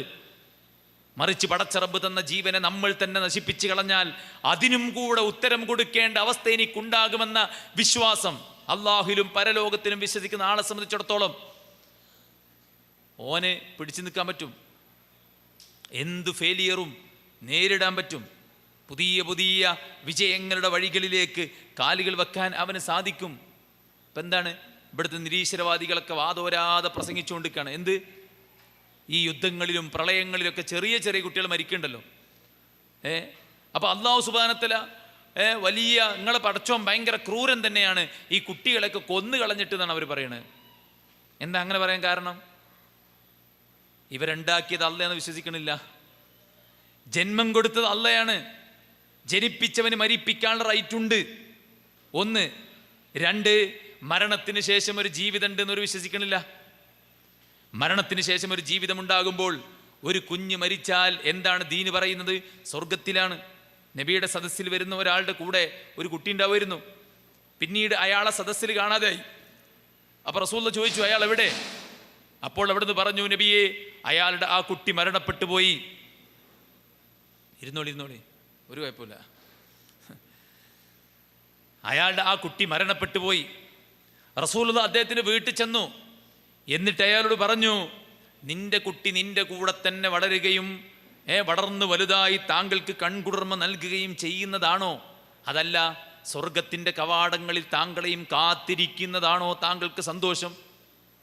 അദ്ദേഹം പറഞ്ഞു, സ്വർഗത്തിൻ്റെ കവാടങ്ങളിൽ എന്നെ കാത്തിരിക്കുന്നതാണ് എനിക്ക് സന്തോഷം. റസൂൽ കരീം സല്ലല്ലാഹു അലൈഹി വസല്ലം പറഞ്ഞു, കുഞ്ഞായിരിക്കുമ്പോൾ മരണപ്പെട്ടു പോയ നിന്റെ കുട്ടി സ്വർഗത്തിൻ്റെ ഡോറിങ്കിൽ നിന്നെയും കാത്തിരിക്കും. അപ്പം എന്താ അള്ളാഹു ഒരു കുഞ്ഞിനോട് ക്രൂരത കാണിച്ചു പറയാൻ പറ്റുമോ? ഇല്ല. അപ്പോൾ ഉണ്ടാക്കിയത് അള്ളയാണെന്ന വിശ്വാസമില്ലാത്തവൻ, മരണത്തിന് ശേഷം പരലോകമുണ്ടെന്ന് വിശ്വാസമില്ലാത്തവൻ, സോഷ്യൽ മീഡിയകളിലൂടെ ഛർദ്ദിച്ചു കൊണ്ടിരിക്കുന്ന മാലിന്യങ്ങൾ വാരി വിഴുങ്ങി അതുപോലെ സംസാരിക്കുന്ന മക്കളായി നമ്മുടെ മക്കൾ മാറാതിരിക്കാൻ അള്ളാഹുവിലും അന്ത്യദിനത്തിലുള്ള വിശ്വാസം നമ്മൾ കറക്റ്റ് അവർക്ക് പഠിപ്പിച്ചു കൊടുക്കണം. അത് ഉറച്ചാൽ പിന്നെ ഒരു പടച്ചോണ്ട് അവൻ്റെ അടുത്ത് നിന്നാണ് നമ്മൾ വന്നത്, അവനിലേക്കാണ് നമ്മൾ മടങ്ങാനുള്ളത്, അവൻ്റെ അടുത്ത് സ്വർഗവും നരകവുമുണ്ട്, അതിനുവേണ്ടി ഒരുങ്ങാനാണ് ഈ ലൈഫെന്ന് മനസ്സിലാക്കി കഴിഞ്ഞാൽ പിന്നീട് അതിലേക്ക് നമ്മൾ എന്ത് കൊടുത്താലും അവർ അത് ആക്സെപ്റ്റ് ചെയ്യും. അപ്പോൾ വിശ്വാസമാണ് ബേസ്. അതുപോലെ തന്നെ ഇസ്ലാമിൻ്റെ വിധികൾ നമ്മുടെ മക്കൾക്ക് പഠിപ്പിച്ചു കൊടുക്കണം. വഅ്മുർ അഹ്ലക ബിസ്സലാത്തി വസ്തബിർ അലൈഹാ, നിന്റെ മക്കളോട് നീ നിസ്കരിക്കാൻ കൽപ്പിക്കണം, ആ രംഗത്ത് നീ ത്യാഗം സഹിക്കണം. അപ്പോൾ വെറും ഭൗതിക വിദ്യാഭ്യാസം മാത്രം പോരാ. ഇന്നലെ ഞാൻ അരീക്കോട് എടവണ്ണപ്പാറയിലായിരുന്നു എനിക്ക് ക്ലാസ്. അപ്പോൾ അവിടെ പള്ളിയിൽ നിസ്കരിക്കാൻ ചെന്നപ്പോൾ എൻ്റെ സ്കൂളിൽ പഠിക്കുന്ന 2 കുട്ടികൾ അവിടെ വന്നിട്ടുണ്ട്. അപ്പോൾ ഞാൻ ചോദിച്ചു, നിങ്ങൾ നിസ്കാരം കഴിഞ്ഞിട്ട് എന്താ പോകാത്തത്? അവർ പറഞ്ഞു, മഗ്രിബ് നിസ്കാരം കഴിഞ്ഞ് ഞങ്ങൾ കുറച്ച് നേരം ഇവിടുത്തെ ഇമാമിൻ്റെ അടുത്ത് ഖുർആൻ പഠിക്കുന്നുണ്ട്. അപ്പം ചോദിക്കുക, സ്കൂളിലുള്ളത് ഒരുപാട് പഠിക്കാനില്ലേ? ബുക്കിലുണ്ട്, അതിന് പുറത്ത് വാട്സപ്പ് ഗ്രൂപ്പിൽ ടീച്ചർമാർ ഇടുന്നുണ്ട് അല്ലേ? ഓരോ ടീച്ചർമാരും അവരുടേതായിട്ടുള്ള ആക്ടിവിറ്റീസ് വാട്സപ്പ് ഗ്രൂപ്പ് വഴി അയക്കുന്നുണ്ട്. 10-11 മണി വരെ ചെയ്യാൻ മാത്രം വർക്ക് ലോഡുണ്ട്. അതിൻ്റെ ഇടയ്ക്ക് എവിടെയാണ് ഖുർആൻ പഠിക്കാൻ സമയം, അതിൻ്റെ ഇടയ്ക്ക് എവിടെയാണ് നിസ്കരിക്കാൻ സമയം, അതിൻ്റെ ഇടയ്ക്ക് എവിടെയാണ് ജമാഅത്തിന് പോകാൻ സമയം എന്നൊക്കെ ചിന്തിക്കുന്ന കുറേ ആൾക്കാരുണ്ട്. എന്നാൽ അതിൻ്റെ കൂടെ ദീന് പഠിക്കുന്ന ആൾക്കാരുണ്ട്, പഠിപ്പിക്കുന്ന ആൾക്കാരുണ്ട്. മനസ്സിലായില്ലേ? വെറും ഭൗതിക വിദ്യാഭ്യാസം മാത്രം, അതിന് ട്യൂഷനും അതിനുള്ള സമയവും അതിന് കുറേ സമ്പത്തൊക്കെ വിനിയോഗിക്കാൻ ഭയങ്കര താല്പര്യം കാണിക്കുന്ന ആൾക്കാർ അവസാനം എല്ലാം നഷ്ടപ്പെട്ടു പോകുമ്പോഴാണ് ദീനും പഠിപ്പിക്കേണ്ടിയെന്ന് തോന്നുക. അപ്പം ഈ ഭൗതിക പഠനത്തിൻ്റെ കൂടെ തന്നെ മദ്രസാ വിദ്യാഭ്യാസം കാര്യക്ഷമമായി നമ്മുടെ മക്കൾക്ക് നമ്മൾ കൊടുക്കണം. ഇപ്പം ബഹ്ജ എന്ന് പറഞ്ഞൊരു സംവിധാനമുണ്ട്. അതെന്താണ്? പ്രീ സ്കൂൾ പ്രായത്തിലുള്ള കുട്ടികൾക്ക് കൃത്യമായി വിശുദ്ധ ഖുർആൻ പാരായണവും ദീനിൻ്റെ ആദ്യാധ്യാപനങ്ങളും ആ കുഞ്ഞു തലച്ചോറിലേക്ക് ആദ്യം തന്നെ സെറ്റാക്കി കൊടുക്കണം. അത്തരം സംരംഭങ്ങൾ നമ്മൾ ആരംഭിക്കണം. നമ്മുടെ മദ്രസാ സംവിധാനം, നമ്മുടെ എഡ്യൂക്കേഷൻ ബോർഡ് വളരെ വ്യവസ്ഥാപിതമായി വിവിധങ്ങളായിട്ടുള്ള പ്രവർത്തനങ്ങളും അതുപോലെ തന്നെ ഇന്നൊവേഷൻസും നടത്തി പുതിയ തലമുറയിൽ മതബോധം വാർത്തെടുക്കാനുള്ള അഹോരാത്ര പരിശ്രമത്തിലാണ്.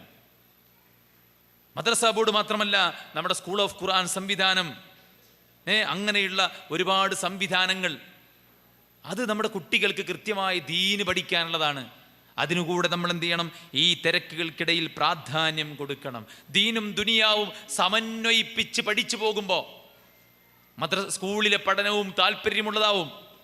മദ്രസയിൽ അവൻ പഠിക്കുന്നു, ആകാശഭൂമികളെ സൃഷ്ടിച്ചത് പടച്ചവനാണ്, അതൊന്നും ഇവിടെ ഇല്ലായിരുന്നു, അള്ളയാണ് സംവിധാനിച്ചത്. സ്കൂളിൽ അവൻ പഠിക്കുന്നു ആകാശത്തിൻ്റെ പ്രത്യേകത, ഭൂമിയുടെ പ്രത്യേകത, പ്രകാശത്തിൻ്റെ പ്രത്യേകത, സസ്യലതാദികളുടെ പ്രത്യേകത. അതിലേക്ക് അവന് പടച്ച റബ്ബിനെ റിലേറ്റ് ചെയ്ത് ചിന്തിക്കാൻ പറ്റും, പടച്ചോനെ മനസ്സിലാക്കാൻ പറ്റും. ഈ സയൻസിൻ്റെ ക്ലാസ്സിലിരിക്കുമ്പോൾ അവന് പടച്ച റബ്ബിൻ്റെ അത്ഭുതങ്ങളെ ബോധ്യപ്പെടാനും മനസ്സിലാക്കാനും പറ്റും. അതുകൊണ്ടല്ലേ ലോകത്ത് ഈ ശാസ്ത്രത്തിന് അടിത്തറവാകിയത് ആരാണ്? ഖുർആനിൻ്റെ അനുയായികളാണ്. ഇബ്നു സീന, അവിസന്ന എന്നറിയപ്പെടുന്ന ഇബ്നു സീന മുസ്ലിമാണ്, ഖവാരിസ്മി മുസ്ലിമാണ്. ഇവരൊക്കെയാണ് ശാസ്ത്രത്തിന് അടിത്തറവാകിയ ആൾക്കാർ.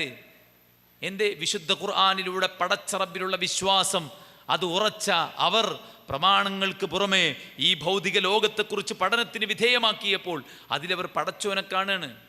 മനസ്സിലായില്ലേ? അപ്പോൾ ഭൗതിക വിദ്യാഭ്യാസം മാത്രമല്ല, നോക്കൂ, ഒരു മെഡിക്കൽ വിദ്യാർത്ഥി, ഞാൻ അവരോട് ചോദിക്കാറുണ്ട്, മെഡിക്കൽ വിദ്യാർത്ഥി എന്ന നിലക്ക് പടച്ചോനെ ബോധ്യപ്പെടുന്ന നിമിഷങ്ങളുണ്ടോ എന്ന് ചോദിക്കുമ്പോൾ അവർ പറയാറുണ്ട്, ആദ്യത്തെ കൊല്ലം പൂർണ്ണമായിട്ടും അനാട്ടമി പഠിക്കുകയാണ്, മനുഷ്യൻ്റെ ബോഡിയുടെ വിവിധങ്ങളായിട്ടുള്ള ഫങ്ഷൻസിനെ കുറിച്ച് കൃത്യമായി പഠിക്കുകയാണ്. അതിന് ഓരോന്നിനെക്കുറിച്ചും പഠിക്കുമ്പോൾ പടച്ചോൻ വെച്ച അത്ഭുതങ്ങൾ നമുക്കിങ്ങനെ കൃത്യമായിട്ട് കാണാൻ പറ്റുന്നതാണ് ഈ മാളുള്ള കുട്ടികൾ പറയുന്നത്. അപ്പോൾ നോക്കി, ദീനും കൂടെ ദുനിയാവിൻ്റെ കൂടെ ഉണ്ടാവുമ്പോൾ ഈ ദുനിയവിയായിട്ടുള്ള വിദ്യാഭ്യാസത്തിലും അവർക്ക് പടച്ചവനെ കാണാനും അവരുടെ ഈമാൻ വർദ്ധിക്കാനും ഒരു കാരണമായി മാറും എന്നുണ്ടെങ്കിൽ സഹോദരന്മാരെ, അത്തരം കാര്യങ്ങളിൽ നമ്മൾ ശ്രദ്ധ ചെലുത്തുക എന്നുള്ളതാണ്. ചെന്നെത്തിപ്പെടാൻ പാടില്ലാത്ത ഓരോ കാര്യത്തെക്കുറിച്ചും നമ്മുടെ വായിന്ന് കുട്ടിക്ക് കറക്റ്റ് ഗൈഡൻസ് കിട്ടണം. പ്രണയിച്ചാൽ എന്താണ് കുഴപ്പം? നോക്കി, 16 വയസ്സുള്ള ഒരുത്തനാണ് 14-കാരിയെ ലൈംഗികമായി പീഡിപ്പിച്ച് കൊന്നൊടുക്കിയത്. എന്താ കാരണം പറയുന്നത്? സംശയമാണത്രേ. 14 വയസ്സുള്ള അവൻ്റെ കാമുകിക്ക് വേറെ ഒരുത്തനുമായി ബന്ധമുണ്ടെന്ന സംശയം കാരണത്താലാണത്രേ അവളെ അവൻ കൊന്നുകളഞ്ഞത്. ആരാണവൻ? ഒരു കാമുകിയോട് കാമുകിനെ കുറിച്ച് ചോദിച്ചാൽ അവൾ പറയാ, എന്നെ അറിഞ്ഞവൻ, എന്നെ ഇഷ്ടപ്പെട്ടവൻ, എന്നെ ചേർത്ത് പിടിച്ചവൻ. അങ്ങനെ 1000 നാവിൽ അവൾ പറയുന്ന ഒരുപാട് വാക്കുകളുണ്ട്. അങ്ങനെയെല്ലാം സ്നേഹിച്ച ഒരുത്തന് കഴുത്ത് ഞെരിച്ചു കൊല്ലാനാകുമോ? അങ്ങനെയെല്ലാം സ്നേഹിച്ച ഒരുത്തിന് കഴുത്ത് ഞെരിച്ചു കൊല്ലാനാകില്ലെങ്കിൽ നിരവധി പ്രണയക്കൊലകൾ നമ്മുടെ കേരളത്തിൽ നടന്നു. അപ്പോൾ ഈ പ്രണയം എന്ന് പറയുന്നത് എന്താണ്? എന്ത് ആത്മാർത്ഥതയാണ്? എന്ത് പിന്നെ സത്യസന്ധതയാണ്? എന്ത് ആധികാരികതയാണ് ആ ബന്ധത്തിനുള്ളത്? അപ്പം അത് നമ്മൾ കൃത്യമായിട്ട് പറഞ്ഞ് ബോധ്യപ്പെടുത്തി കൊടുക്കണം. ലഹരി ഉണ്ടാക്കുന്ന വിപത്തുകൾ നമ്മുടെ കുട്ടികൾക്ക് ബോധ്യപ്പെടുത്തി കൊടുക്കണം. ഭക്ഷണത്തിൻ്റെയും സമ്പത്തിൻ്റെയും രംഗത്ത് സൂക്ഷിക്കേണ്ട കാര്യങ്ങൾ പഠിപ്പിച്ചു കൊടുക്കണം. നമുക്ക് എന്തെല്ലാം കഴിക്കാൻ പറ്റും, കഴിക്കാൻ പറ്റില്ല എന്നത് അവർക്ക് പഠിപ്പിച്ചു കൊടുക്കണം. ഏതേത് രംഗത്തെല്ലാം നമ്മൾ സൂക്ഷ്മത കാണിക്കണമോ അതെല്ലാം അവർക്ക് പഠിപ്പിച്ചു കൊടുക്കണം. ഓരോ വസ്തുവിൻ്റെയും വാല്യൂ നമ്മൾ പറഞ്ഞു കൊടുക്കണം. ഒരു പെൻസിൽ എത്ര ഉപയോഗിക്കാൻ പറ്റുമോ അത്ര ഉപയോഗിക്കാൻ, അല്ലേ? ഒരു തുള്ളി വറ്റ് നമ്മുടെ പ്ലേറ്റിൽ നിന്ന് പുറത്ത് ചാടുമ്പോൾ എന്താ സംഭവിക്കുന്നത്?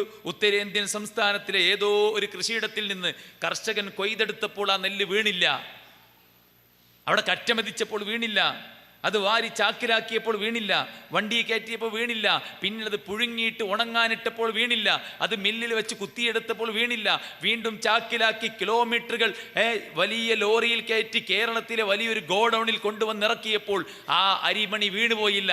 പിന്നീട് നമ്മുടെ ഷോപ്പുകളിലേക്ക് എത്തിയപ്പോൾ അവിടെ വീണില്ല. നമ്മുടെ ബാപ്പ അവിടെ നിന്ന് വാങ്ങിക്കൊണ്ടുവന്ന് നമ്മുടെ വീട്ടിലെത്തി ഉമ്മ കഴുകി അത് പാത്രത്തിലിട്ട്, കുടുക്കയിലിട്ട്, കലത്തിലിട്ട് വേവിച്ച് ഊറ്റിയെടുത്ത് പാത്രത്തിലിട്ട് ടിഫിൻ ബോക്സിലാക്കിയിട്ട് അവിടെയൊന്നും ആ വറ്റ് വീണില്ല. പിന്നെ എവിടെയാണ് വീണത്? അത് തിന്നണ സമയത്ത് മാത്രം വീണത്. 100 കിലോമീറ്റർ ദൂരെ നിന്ന് വന്നിട്ട് അവിടെയൊന്നും വീഴാത്ത വറ്റ് വീണത് തിന്നുന്ന പാത്രത്തിൽ നിന്നാണ്. മനസ്സിലായല്ലേ? ഇത് പറഞ്ഞെടുത്ത കുട്ടിക്ക് ബോധ്യപ്പെടൂലേ? ഓരോന്നിൻ്റെയും വാല്യൂ നമ്മുടെ മക്കൾക്ക് നമ്മൾ പറഞ്ഞു കൊടുക്കണം. നോട്ട്ബുക്കിൻ്റെ ഓരോ പേപ്പറിൻ്റെ വാല്യൂ, പെൻസിലിൻ്റെ വാല്യൂ, ചെരുപ്പിൻ്റെ വാല്യൂ, ബാഗിൻ്റെ വാല്യൂ, അല്ലേ? ഈ ഒരു പിന്നെ സ്കൂൾ തുറക്കുന്ന സമയത്ത് എത്ര പാരൻസാണ് സ്വന്തം മക്കൾക്ക് അവർക്ക് ബാഗും കൊടയും ബുക്കും വാങ്ങാനില്ലാതെ കഷ്ടപ്പെട്ടത്. അവരെ സഹായിക്കാനാണ് നമ്മുടെ വിസ്ഡം സ്റ്റുഡൻസ് വിദ്യാനിധി എന്ന പേരിൽ ഒരു പ്രൊജക്റ്റ് പ്രഖ്യാപിച്ചത്, അല്ലേ? യഥേഷ്ടം സ്കൂളിൻ്റെ അവസാനത്തെ ദിവസത്തെ ആക്ടിവിറ്റി എന്താ നിങ്ങൾ? ആ കൊല്ലമിട്ട യൂണിഫോം കീറുക. എത്ര പാവങ്ങളുണ്ട്, വർഷങ്ങളോളം പഴക്കമുള്ള യൂണിഫോം ഇട്ട് ജീവിക്കുന്ന കുട്ടികൾ, അല്ലേ? ബാപ്പ കിഡ്നി പേഷ്യൻ്റാണ്, 10-25,000 രൂപ മൂപ്പര മെഡിസിന് വേണ്ടി മാത്രം വേണം. ഇപ്പുറത്ത് ഉമ്മ ക്യാൻസർ രോഗിയാണ്, അപ്പുറത്ത് ഉമ്മയും ഉപ്പയും മരിച്ചുപോയ യതീമുകളാണ്. ഇങ്ങനെയൊക്കെ ഒരുപാട് ആൾക്കാർ നമ്മുടെ ചുറ്റുഭാഗത്ത് ജീവിക്കുമ്പോൾ ഓരോന്നിൻ്റെയും മൂല്യം അവർക്ക് നമ്മൾ പഠിപ്പിച്ചു കൊടുക്കണം. ഈ മോട്ടിവേഷനും ഡിസിപ്ലിനും രണ്ടാണ്. നമ്മൾ നമ്മുടെ മക്കൾക്ക് മോട്ടിവേഷൻ കൊടുക്കണം. പക്ഷേ മോട്ടിവേഷനേക്കാൾ കൂടുതൽ നമ്മുടെ മക്കൾക്ക് നമ്മൾ ഉണ്ടാക്കിയെടുക്കേണ്ടത് ഡിസിപ്ലിനാണ്. ഒരു കുട്ടി സെൽഫ് ഡിസിപ്ലിൻ ഉള്ളവനാണെങ്കിൽ ഓന് മോട്ടിവേഷൻ്റെ ആവശ്യം ഉണ്ടാവില്ല. സ്വമേധയാൽ എല്ലാം ചെയ്യും. മോട്ടിവേഷൻ കിട്ടുമ്പോൾ മാത്രം ചെയ്യുന്ന ആൾക്കാർക്ക് എപ്പോഴും മോട്ടിവേഷൻ വേണ്ടി വരും. മോട്ടിവേഷൻ നിന്നാൽ ഓന് സൈഡാവും. എന്നാൽ സെൽഫ് ഡിസിപ്ലിനുള്ള അച്ചടക്കമുള്ള ഒരുത്തനെ നമ്മൾ വാർത്തെടുത്തു കഴിഞ്ഞാൽ അതവൻ്റെ ജീവിതത്തിൻ്റെ എല്ലാ രംഗത്തും അതിൻ്റെ അച്ചടക്കം ഉണ്ടാകും. റസൂലുള്ളാഹി രണ്ടും ചെയ്തിട്ടുണ്ട്. നന്നായി പ്രോത്സാഹിപ്പിച്ചിട്ടുണ്ട് സ്വഹാബത്തിനെ, അച്ചടക്കവും പഠിപ്പിച്ചിട്ടുണ്ട്. മനസ്സിലായില്ലേ?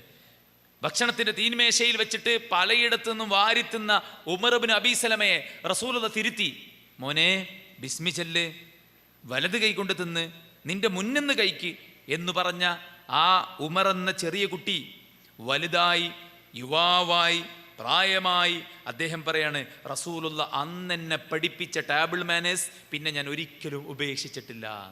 അവിടെ ഒരു ഡിസിപ്ലിൻ ഉണ്ടാകാണ്. ഓരോ രംഗത്തും എങ്ങനെ ചെയ്യണം, മനസ്സിലായി? ഡ്രസ്സിങ്ങിൽ എന്തെല്ലാം നമ്മൾ ചെയ്യണം, വീട്ടിൽ എന്തെല്ലാം ചെയ്യണം, നമ്മുടെ ഡ്രസ്സ് എങ്ങനെ കൈകാര്യം ചെയ്യണം, ബുക്ക് എങ്ങനെ കൈകാര്യം ചെയ്യണം, നമ്മുടെ പാത്രങ്ങൾ, നമ്മുടെ ഓരോ സാധനങ്ങളും എങ്ങനെ കൈകാര്യം ചെയ്യണം. വീട്ടിലെ ചെറിയ ചെറിയ പണികൾക്ക് നമ്മുടെ മക്കളെ നമ്മൾ യൂട്ടിലൈസ് ചെയ്യുമ്പോൾ പണിക്ക് സഹായിക്കുക എന്ന് മാത്രമല്ല അവിടെ ഉണ്ടാണ്, അവിടെ ഒരു ഡിസിപ്ലിൻ ഉണ്ടാവുകയാണ്, ഒരു മര്യാദ, ഒരു അച്ചടക്കം പഠിക്കണം. ഞാൻ ഉണ്ട ഭക്ഷണം പാത്രം ഞാൻ തന്നെ കഴുകണം എന്നൊരു കൾച്ചർ അവിടെ ഉണ്ടാവുകയാണ്. പിന്നെ എവിടെ പോയാലും അവൻ ആ കൾച്ചർ പാലിക്കാണ്. മനസ്സിലായില്ലേ? വൃത്തിയും വെടിപ്പുമുള്ളവനാവാണ്. വായ വൃത്തിയാക്കുന്ന, കൈകാലുകൾ വൃത്തിയാക്കുന്ന, നല്ല വൃത്തിയിൽ മുടിയൊക്കെ ചീകി മിനുക്കി നന്നായിട്ട് മറ്റുള്ളവർക്ക് ബുദ്ധിമുട്ടുണ്ടാക്കാത്ത കോലത്തിൽ ജീവിക്കുന്ന നല്ല അച്ചടക്കമുള്ള കുട്ടിയെ അവൻ മാറുന്നത് എവിടെ നിന്നാണ്? വീട്ടിൽ നിന്നാണ്. ഇതെല്ലാം നമ്മൾ പകർന്നു കൊടുക്കേണ്ടത്. വിശ്വാസം മുതൽക്ക് എല്ലാ സൽസ്വഭാവവും. എന്താ ഇസ്ലാം എന്ന് പറഞ്ഞാൽ? ഇസ്ലാം എന്ന് പറഞ്ഞാൽ ഹുസ്നുൽ ഖുൽഖാൻ. മനസ്സിലായില്ലേ? ബിർറ്, പുണ്യം എന്ന് പറഞ്ഞാൽ സൽസ്വഭാവമാണ്. എല്ലാ നല്ല ഗുണങ്ങളും ഇസ്ലാം നമ്മളെ പഠിപ്പിക്കുന്നുണ്ട്. ആ എല്ലാ നല്ല കൾച്ചറുകളും നമ്മുടെ മക്കൾക്ക് പഠിപ്പിച്ചു കൊടുക്കണം നമ്മളാണ്. ചില കുട്ടികളെ കണ്ടാൽ തന്നെ അറിയാം, ഓരോ വിത്ത് ഗുണം 10 ഗുണം പറയുന്നു അല്ലേ? വിത്ത് ഗുണം 10 ഗുണം. ചിലതൊക്കെ റയറായിട്ട് തെറ്റിപ്പോണുണ്ടാവും. പക്ഷെ കൊടുക്കേണ്ടത് കൊടുത്ത് കറക്റ്റ് വളർത്തിയെടുക്കുന്ന മക്കളെ കണ്ടാൽ തന്നെ മനസ്സിലാവും അവർക്ക് നല്ല കാഴ്ചപ്പാടുണ്ട്.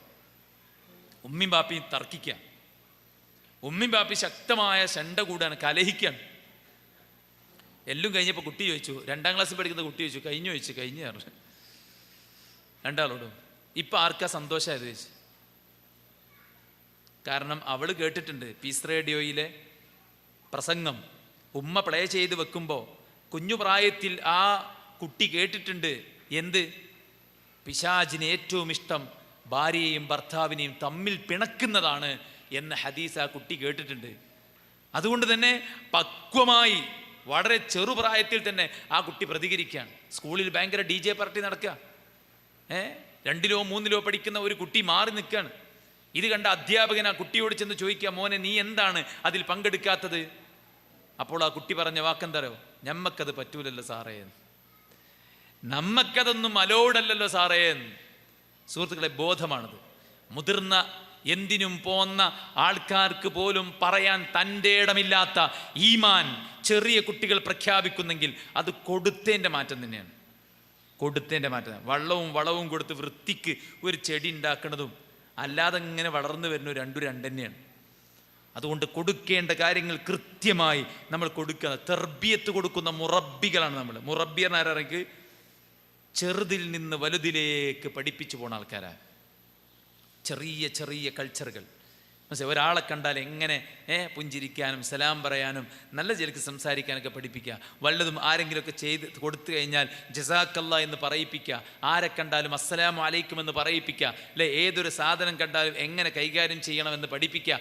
ഓരോ രംഗത്തും വീട്ടിൽ ഒരാൾ വന്നാൽ അയാളോട് എങ്ങനെ പ്രതികരിക്കണം, ആൺകുട്ടിയാണെങ്കിൽ എങ്ങനെ, പെൺകുട്ടിയാണെങ്കിൽ എങ്ങനെ, നമ്മുടെ വീട് നമ്മൾ എങ്ങനെ കൊണ്ടടക്കണം, വീടിൻ്റെ ചുറ്റുപാട് എങ്ങനെ കൊണ്ടടക്കണം, നമ്മുടെ ടീച്ചർമാരോട് നമ്മൾ എങ്ങനെ പെരുമാറണം, നമ്മുടെ സഹപാഠികളോട് നമ്മളെങ്ങനെ പെരുമാറണം, അവരുടെ തിങ്സ്, അവരുടേതായിട്ടുള്ള സാധന സാമഗ്രികളെ നമ്മളെങ്ങനെ കൈകാര്യം ചെയ്യണം. ഇതൊക്കെ പടിപടിയായിട്ട് ഒറ്റയടിക്കൊരു സിംബോസിയം നടത്തിയിട്ട് എല്ലാം കൂടെ പറഞ്ഞു കൊടുക്കണം എന്നല്ല. ഓരോ സമയത്തിലും സന്ദർഭത്തിലും. അല്ലെ? കുട്ടികൾ സ്കൂളൊക്കെ ഇട്ട് വന്നാൽ അങ്ങനെ പറയും അല്ലേ? അങ്ങനെ പറയുമ്പോൾ ചിലന്മാർക്ക് വേഗം ദേഷ്യം പിടിച്ചു. കാരണം ഒരുപാട് കണ്ടിരിക്കുകയാണ്. ഏത് കുട്ടികൾ പോയ സമയം മുതൽ അതുവരെ ഷോർട്സ് റീൽസൊക്കെ കണ്ട് പിരാന്തായിരിക്കണം. അവിടുത്തെ പിന്നെ കുട്ടികൾ വരുന്നത്, പിന്നെ ആ മനസ്സിക്ക് വേറൊന്നും കയറില്ലല്ലോ അല്ലേ? ഗ്ലാസ് ഫുള്ളായ പിന്നെ അതിക്കൊന്നും കയറില്ലല്ലോ. അപ്പോൾ ഇതൊക്കെ പാടെ നിറച്ചു വെച്ചിരിക്കുന്ന ആൾക്കാരെ തലയ്ക്ക് പിന്നെ ഇതും കൂടെ കേൾക്കുമ്പോൾ വേഗം പിരാന്താവും. അതുകൊണ്ട് അനാവശ്യമായ നമ്മുടെ സമയവിനിയോഗത്തിൽ നിന്ന് നമ്മൾ മാറി നിൽക്കുക. നമ്മുടെ കുട്ടികളെ നമ്മൾ കേൾക്കുക. കേൾക്കുമ്പോൾ എന്താ പറയുക, കേൾക്കുമ്പോഴാണ് നമ്മുടെ കുട്ടിയുടെ ഉള്ളിലുള്ള ധാരണകൾ എന്താണെന്ന് നമുക്ക് മനസ്സിലാക്കാൻ പറ്റുക. മനസ്സിലായില്ലേ? ഉള്ളിലുള്ള ധാരണകൾ എന്താണെന്ന് മനസ്സിലാക്കാൻ നമ്മൾ കേൾക്കണം. പിന്നെ കേൾക്കുമ്പോഴാണ് ആരുമായും, ഇപ്പം ഭാര്യയും ഭർത്താവും അവർ തമ്മിൽ കേൾക്കുമ്പോഴാണ് അവർ തമ്മിൽ ഇണങ്ങുക. മനസ്സിലായില്ലേ? കുട്ടികളൊക്കെ നേരത്തെ ഉറക്കിക്കിടത്തി ഓല് രണ്ടാളും ഒരു റൂമിൽ കുറച്ചു നേരം വർത്താനം പറഞ്ഞിരിക്കുമ്പോഴാണ് പിന്നീട് അതൊരു സ്നേഹബന്ധത്തിലേക്ക്, സ്നേഹപ്രകടനത്തിലേക്ക് മാറുക. അപ്പം സംസാരം എന്ന് പറയുന്നത്, പരസ്പരം കേൾക്കുക, സംസാരിക്കുക എന്ന് പറയുന്നത് ഇണങ്ങാനുള്ള ഏറ്റവും വലിയ കാരണമാണ്. അതുകൊണ്ട് മക്കളെ നമ്മൾ കേൾക്കണം. അപ്പം അവരിങ്ങനെ പറയും, ടീച്ചർമാർ പറഞ്ഞതും കുട്ടികൾ പറഞ്ഞതും, പെൺകുട്ടിയാണെങ്കിൽ പറയും ആൺകുട്ടി ഇങ്ങനെ കാട്ടി, അങ്ങനെ പറഞ്ഞ് ഇങ്ങനെ പറഞ്ഞ്, അപ്പം ഞാൻ അങ്ങനെ പറഞ്ഞ് ഇങ്ങനെ പറഞ്ഞൊക്കെ പറയും. ആ സമയത്തൊക്കെ നമ്മൾ കൃത്യമായി കേട്ട് ഏതെങ്കിലും സ്ഥലത്ത് നമ്മൾ റിയാക്റ്റ് ചെയ്താൽ കുട്ടിക്ക് നല്ലൊരു പോയിന്റ് പഠിപ്പിച്ചു കൊടുക്കാൻ പറ്റുമെന്ന് തോന്നുന്ന സ്ഥലത്ത് വളരെ മാന്യമായി കുട്ടികൾക്ക് കാര്യങ്ങൾ പകർന്നു കൊടുക്കുമ്പോൾ കുട്ടികൾ പറയും, ഞാൻ നല്ല കുട്ടിയാണ്, ഞാൻ അങ്ങനെ ആകുള്ളൂ, ഞാൻ അങ്ങനെ ചെയ്യുള്ളൂ എന്നൊക്കെ കുട്ടികൾ പോസിറ്റീവായിട്ട് പറയും. അതിന് നമ്മളവരെ കേൾക്കണം. കേട്ടിട്ട് സാഹചര്യങ്ങളും സന്ദർഭങ്ങളും ഉപയോഗപ്പെടുത്തി അവരെ നമ്മൾ പഠിപ്പിക്കണം. ഇപ്പം ഈ മരണ വീട്ടിലൊക്കെ പോകുമ്പോൾ നിങ്ങളവിടെ ഒന്നുകൂടി ഞാൻ മരിച്ചെടുത്ത് പോയി വരാം, അങ്ങനെയല്ല, കുട്ടികളെയും കൊണ്ടുപോകണം. മനസ്സിലായില്ലേ? കബറിങ്ങൊക്കെ പോലെ കൊണ്ടുപോകണം, മരിച്ചെടുത്തൊക്കെ പോലെ കൊണ്ടുപോകണം, പള്ളിക്ക് വരെ കൊണ്ടുപോകണം, എവിടേക്കൊക്കെ വരെ കൊണ്ടുപോകാൻ പറ്റുമോ അവിടേക്കൊക്കെ രോഗികളെ കാണാൻ പോകുമ്പോൾ അവിടേക്കൊക്കെ കൊണ്ടുപോകണം. മനസ്സിലായില്ലേ? 2 കാലിനും പ്ലാസ്റ്റർ ഇട്ട് ഇങ്ങനെ കിടക്കുന്ന ആളെ കാണിച്ചു കൊടുത്തിട്ട് പറയണം, നമ്മളെ മാതിരി ഓടി നടന്നതിനെ മനുഷ്യനാണ് ഈ കിടക്കുന്ന കിടപ്പുണ്ടല്ലേ. ഒരു അസുഖമില്ലാത്ത ആളിൽ 2 കിഡ്നി ഇപ്പോൾ ഫെയിലിയറാണത്രേ. കുറച്ച് നേരം ഒരു ചിന്തിക്കും, അവൻ്റെ ലൈഫിനെ കുറിച്ച് അവൻ ചിന്തിക്കും, റിയാലിറ്റിയെക്കുറിച്ച് അവൻ ഉൾക്കൊള്ളും. അനുഭവങ്ങളാണത്. പുതിയ അക്കാഡമിക് സംവിധാനം വെച്ച് എന്താ നിങ്ങൾ, വെറും പറച്ചിലല്ല, അനുഭവമാണ്. ഒരു ചെടി ഇങ്ങനെ മുളക്കുന്നു എന്നത് കാണിച്ചു കൊടുക്കുകയാണ്. പുറത്തേക്ക് ബുക്കും പെൻസിലും പിന്നെ നോട്ട്ബുക്ക് കൊടുത്തിട്ട് നേരെ മാഷ് കുട്ടികളെയും കൊണ്ട് മുറ്റത്ത് ഇറങ്ങാണ്. മനസ്സിലായി? നേരെ ഓരോന്നും കാണിച്ചു കൊടുത്തിട്ട് പഠിപ്പിക്കുകയാണ്. അപ്പം എന്താണ്, വെറും ഇങ്ങനെ പറഞ്ഞു കൊടുക്കുന്നതിനേക്കാളും കുട്ടികൾക്ക് കാര്യങ്ങൾ ബോധ്യപ്പെടുകയാണ്. ആ ഒരു നിലക്ക് നമ്മുടെ ദീനിൻ്റെ കാര്യങ്ങൾ കൃത്യമായിട്ട് കുട്ടികൾക്ക് കൈമാറാനും അവൻ്റെ ജീവിതത്തിൻ്റെ പരാജയത്തിന് കാരണമാകുന്ന അപകടകരമായ കാര്യങ്ങളെക്കുറിച്ച് അവന് ബോധ്യപ്പെടുത്തി കൊടുക്കാനും നമുക്ക് സാധിക്കേണ്ടതുണ്ട്. പിന്നെ മുതിർന്ന നമ്മൾ പരിഗണന ആഗ്രഹിക്കുന്നു, അംഗീകാരം ആഗ്രഹിക്കുന്നു, സ്നേഹം ആഗ്രഹിക്കുന്നു, നമ്മുടെ ഗുണങ്ങൾ പറയാൻ ആഗ്രഹിക്കുന്നു, നമ്മളോട് മറ്റുള്ളവർ മാന്യമായി പ്രതികരിക്കണമെന്ന് ആഗ്രഹിക്കുന്നു. എന്നാൽ ഒരു കുട്ടി എത്രത്തോളം ഇതൊക്കെ ആഗ്രഹിക്കുന്നുണ്ടാവും? അതുകൊണ്ട് നിന്നെ കൊള്ളില്ല, മറ്റവൻ ഉഷാറാണ് എന്ന് പറയാനല്ല ഉമ്മയും ബാപ്പി ശ്രമിക്കേണ്ടത്. നിഅമർ റജുൽ അബ്ദുള്ള എത്ര നല്ല കുട്ടിയാണ്, ലൗ സല്ലാ ബില്ലൈൽ, രാത്രി കൂടെ നിസ്കരിച്ചാൽ ഉഷാറായിരുന്നു. അബ്ദുള്ള രാത്രി നിസ്കരിക്കുന്നില്ല എന്ന് മനസ്സിലാക്കിയപ്പോൾ റസൂലുള്ള അബ്ദുള്ളയെ വിളിച്ചിട്ട് പറഞ്ഞതാ, നീ നല്ല മോനാണ്, രാത്രിയും കൂടെ നിസ്കരിക്കണം കേട്ടോ. രാത്രി നിസ്കരിച്ചാൽ തന്നെ കൊണ്ടൊക്കെ എന്ത് കാര്യ ചങ്ങയുള്ളത് എന്നല്ല ചോദിച്ചത്, മാന്യമായി കൃത്യമായി. ഇപ്പം നേരം വെളുക്കുമ്പോൾ വിളിച്ചോണത്താനുള്ള വലിയ ടാസ്ക്കാണ് അല്ലേ? വിളിച്ചോണത്താനുള്ള വലിയ ടാസ്ക്. അപ്പം നേരത്തെ ഉറക്കിയാൽ നേരത്തെ ഉണരുന്നൊക്കെ നമ്മൾ വിചാരിച്ചിട്ട് നേരത്തെ ഉറക്കിയിട്ട് നേരത്തെ ഉണരുന്നില്ല. അപ്പം നമ്മൾ കുറച്ച് നേരം ചിന്തിക്കണം, എങ്ങനെയാണ് അവനെ വിളിച്ചോണത്താൻ നല്ലതെന്ന്. നമ്മൾ ആ മറ്റേ സൗണ്ട് ഉണ്ടാക്കുന്നതിന് മുമ്പ് അല്ലാത്ത ടൈപ്പ് അവനെ എങ്ങനെ എളുപ്പത്തിൽ വിളിച്ചുണർത്താം എന്നത് നമ്മൾ ആലോചിക്കേണ്ട ഒരു കാര്യം തന്നെയാണ്. ഈ അനാവശ്യമായ ഷൗട്ടിങ്ങും ബഹളങ്ങളും കച്ചറകളും ചീത്തവിളികളൊക്കെ കുട്ടികൾക്ക് ഭയങ്കരമായ പരിക്കലുണ്ടാക്കും. മാത്രമല്ല, എപ്പോഴും ചീത്ത പറഞ്ഞു എപ്പോഴും അടിച്ചും വളർത്തുന്ന ആൾക്കാർ പിന്നെ ചീത്ത പറഞ്ഞിട്ടും അടിച്ചിട്ടൊന്നും കാര്യം ഉണ്ടാവില്ല. അതൊക്കെ കിട്ടി ശീലമായി ഉണ്ടാവും. ഇമ്പോഷ്യം വേണ്ട സാറേ, തച്ചോളിയാണല്ലേ. കാരണം ചെറുപ്പത്തിലേ തൊട്ടിലിനെ കിട്ടി ശീലമായതാണ്. അതുകൊണ്ട് പ്രശ്നമല്ല, അടി നമുക്കൊരു പ്രശ്നമല്ല. എഴുത്ത് പറഞ്ഞാൽ കുറച്ച് റിസ്ക് ഉള്ള കാര്യമാണ്. അതൊക്കെ എന്തുകൊണ്ടാണ്? അപ്പോൾ ഇതിൻ്റെയൊക്കെ വാല്യൂ നമ്മളായിട്ട് കളയാതെ നമ്മുടെ മക്കളെ എങ്ങനെയാണ് ഈ സിറ്റുവേഷനിൽ ഞാൻ തിരുത്തേണ്ടത്, എങ്ങനെയാണ് അവനെ ഉപദേശിക്കേണ്ടത് എന്ന് ഒരു നിമിഷം ആലോചിച്ചിട്ട് വേണം. ഇപ്പം നമുക്ക് അടിക്കാൻ തോന്നുകയാണ്, ഞാൻ ഇപ്പം അടിക്കും എന്ന് തോന്നുമ്പോൾ അപ്പടിക്കരുത്. ഒരു 3 സെക്കൻഡ് ആലോചിച്ചിട്ടടിക്കുക കേട്ടോ. ഒരു 3 സെക്കൻഡ് ആലോചിച്ചിട്ടടിക്കാം. ഞാൻ സാധാരണ പറയാറുള്ളത്, കുട്ടികൾ എന്തെങ്കിലും ചെയ്യുമ്പോൾ നമ്മൾ നിസ്കാരത്തിലാണ്, നിസ്കാരത്തിൽ അല്ലെങ്കിൽ ഉറപ്പാ പൊട്ടും. നിസ്കാരത്തിലായിരുന്നു നമ്മൾ, അതുകൊണ്ട് പൊട്ടിക്കാൻ വയ്യ. പിന്നെ നിസ്കാരം കഴിഞ്ഞിട്ട് പോയി തല്ലുവോ? സാധ്യത കുറവാണ്. കാരണം എന്താ, ആ ചൂട് നിസ്കാരത്തിൽ പോയി. അപ്പം എന്താ വെച്ചാൽ പലപ്പോഴും അടിക്കുന്നത്, പണിഷ്മെൻറ്റ് കൊടുക്കുന്നത് നമ്മുടെ ദേഷ്യം തീർക്കലായിട്ട് മാറാൻ. അങ്ങനെ ആകരുത്.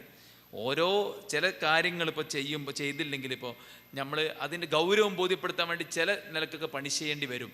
പക്ഷെ അത് ആ കുട്ടിക്കും ബോധ്യപ്പെടണം ഇന്ന കുറ്റകൃത്യത്തിനാണ് എനിക്ക് ഇന്നത് കിട്ടിയത്, ഞാനത് അർഹിക്കുന്നതാണെന്ന് അവന് ബോധ്യപ്പെടണം. അപ്പം ഞാൻ പറഞ്ഞത് വെച്ചാൽ കൃത്യമായി ശരിക്കും നമ്മുടെ മക്കൾക്ക് കിട്ടേണ്ട ആ ഒരു കെയറും സ്നേഹവും വാത്സല്യവും നമ്മിൽ നിന്ന് കിട്ടിപ്പോരണം. നാളെ ഏതെങ്കിലും ഒരു ഓട്ടോ ഡ്രൈവറുടെ കൂടെ അവൾ ഒളിച്ചോടിപ്പോയിട്ട് പറയരുത് എൻ്റെ ഉമ്മി എൻ്റെ ഉപ്പി എന്നെ സ്നേഹിച്ചില്ല. അപ്പം നമ്മുടെ നെഞ്ച് പൊട്ടും. കാരണം അവർക്ക് വേണ്ടിയാണ് നമ്മൾ ജീവിച്ചത് അല്ലേ? പക്ഷേ അവർക്ക് വേണ്ടി ജീവിച്ച നമ്മൾ അവരെ ജീവനോളം സ്നേഹിക്കുന്നു എന്നുള്ളത് അവരെ ബോധ്യപ്പെടുത്തുന്നിടത്ത് നമ്മൾ ഫെയിലിയറായി എന്നുള്ള. ഇപ്പം ഈ സ്നേഹം എന്ന് പറയുന്ന സാധനം ഉണ്ടല്ലോ, സ്നേഹം, ആദരവ്, ബഹുമാനം, ഇതൊക്കെ ഗിവ് ആൻഡ് ടേക്കാണ്. അങ്ങോട്ട് കൊടുത്താലേ ഇങ്ങോട്ട് കിട്ടുള്ളൂ. റബ്ബിർഹംഹുമാ കമാ റബ്ബയാനി സഗീറാന്ന ഷർത്ത് വെച്ചിട്ട് ഖുറാനിൽ ആകെ ഒരു പ്രാർത്ഥനയുള്ളൂ. അതെന്താ അറിയോ? ചെറുപ്പത്തിൽ അവർ എന്നോട് കരുണ കാണിച്ചതുപോലെ. അപ്പോൾ ചെറുപ്പത്തിൽ നമ്മൾ എന്ത് ചെയ്യണം? കുട്ടികളോട് കരുണ കാണിക്കണം. റബ്ബിർഹംഹുമാ, എൻ്റെ മാതാപിതാക്കളോട് നീ കരുണ കാണിക്കണമേ അല്ലേ? കമാ റബ്ബയാനി സഗീറ, ഞാൻ ചെറുപ്പത്തിൽ അവർ എന്നോട് കരുണ കാണിച്ചതുപോലെ എന്നാ.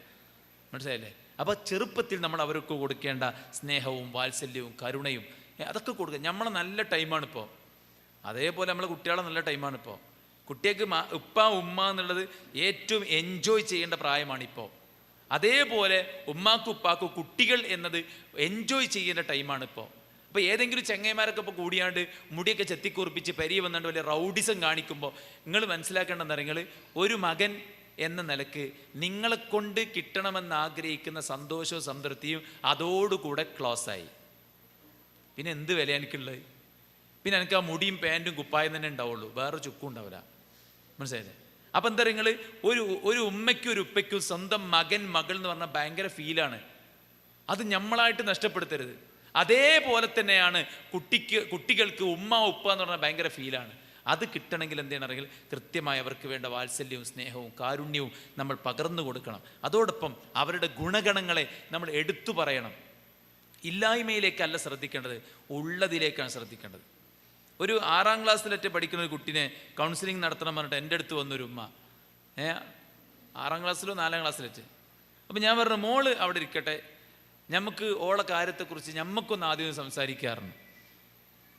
കുട്ടിയോട് ഞാൻ ഒരു വാക്കും പറഞ്ഞിട്ടില്ല.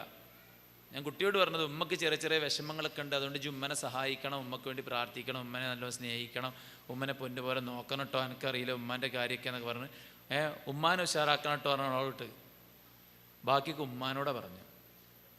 അപ്പം എന്താ വെച്ച് കഴിഞ്ഞാൽ ഇത്തിരി പോകുന്ന കുഞ്ഞിനെക്കുറിച്ച് 100 കംപ്ലൈൻ്റാണ്. ഈ കംപ്ലൈൻറ്റുകളിലേക്കല്ല നമ്മൾ ശ്രദ്ധിക്കേണ്ടത്, പോസിറ്റീവ്സിലേക്കാണ് ശ്രദ്ധിക്കേണ്ടത്.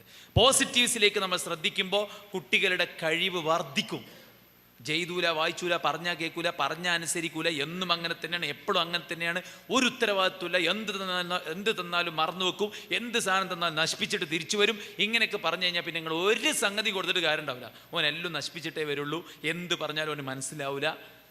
കാരണം അത് നമ്മൾ കൊല്ലങ്ങളോളം പറഞ്ഞ് അവൻ്റെ തലച്ചോറിലേക്ക് അടിച്ച് തറച്ച് കണ്ടീഷൻ ചെയ്യപ്പെട്ടിട്ടുണ്ട് ആ കാര്യം. അതുകൊണ്ട് നെഗറ്റീവ്സ് അല്ല നമ്മൾ പറയേണ്ടത്, പോസിറ്റീവ്സാണ് പറയേണ്ടത്. നബിൻ്റെ എത്രയോ ഹദീസ് നമ്മൾ കേട്ടില്ലേ? നബി ഇങ്ങനെ വേറെല്ലാവരും നെഗറ്റീവ്സ് പറയാൻ നിങ്ങൾ കേട്ടിരുന്നോ ഹദീസിൽ? ഞാൻ കേട്ടിട്ടില്ല. നബി സല്ലല്ലാഹു അലൈഹി വസല്ലം ഇങ്ങനെ ഓരോരുത്തരെ വിളിച്ചിട്ട് ജു മോശമാണ്, ജു ഷാറല്ല, ഞാനൊക്കെ പറഞ്ഞാൽ കേൾക്കൂല, എനിക്ക് തീരെ വകതിരിവില്ല, ഇങ്ങനെ പറയുന്നത് കേട്ടിരുന്നു നിങ്ങൾ? ഈവൻ തിരുത്തേണ്ടത് പോലും റസൂലുള്ള മെമ്പറിൽ കയറിയിട്ട് ഇങ്ങനെ തിരുത്തി, അൻതുമുല്ലദീ ഖുൽതും ഖദാ വഖദാ, നിങ്ങൾ ചില ആളുകൾ ഇങ്ങനെയൊക്കെ പറഞ്ഞതായിട്ട് ഞാൻ കേൾക്കുന്നു, അങ്ങനെയൊന്നും പറയരുത് കേട്ടോ. മനസ്സിലായില്ലേ? അപ്പം എന്താണ്? പോസിറ്റീവായിട്ടുള്ള ഒരു തിരുത്തും പഠനവുമൊക്കെയാണ് നമ്മൾ ചെയ്തു കൊടുക്കേണ്ടത്. നമ്മൾ നല്ല കാരുണ്യത്തോടെയും സ്നേഹത്തോടെയും വർത്തിക്കുക, അവരുടെ ഗുണങ്ങളിലേക്ക് നമ്മൾ നോക്കുക, അതിൽ വേണ്ട തരത്തിൽ നമ്മൾ സഹായിച്ചു കൊടുക്കുക. പഠിച്ചോ, വായിച്ചോ, എഴുതിക്കോ, ഇതിങ്ങനെ തസ്ബീഹുമായി ചൊല്ലിയിട്ട് കാര്യമില്ല. ഓന് വായിച്ചാനും അറിയില്ല, എഴുതാനും അറിയില്ല, പിന്നെ നിങ്ങളെത്ത ഈ പറയണേ? എന്ത് വായിച്ചോ എഴുതിക്കോ നിങ്ങൾ ഈ പറയണേ? ഓന് വായിച്ചാൻ അറിയില്ലേ? അപ്പോൾ ഓൻ്റെ ഒപ്പം ഇരുന്നാണ്ട് ബുക്കൊന്നും ഇതൊന്ന് വായിച്ചെന്നാൽ ഈ പാഠത്തിൽ എന്താ പറയണത്, ഇന്നെന്താ ടീച്ചർ എടുത്തത്, എൻ്റെ ഖുർആനൊത്ത് നല്ല രസമാണ്, എനിക്ക് കേൾക്കാൻ ഭയങ്കര പൂതിരും, ഒന്ന് ഓതി തരുമോ?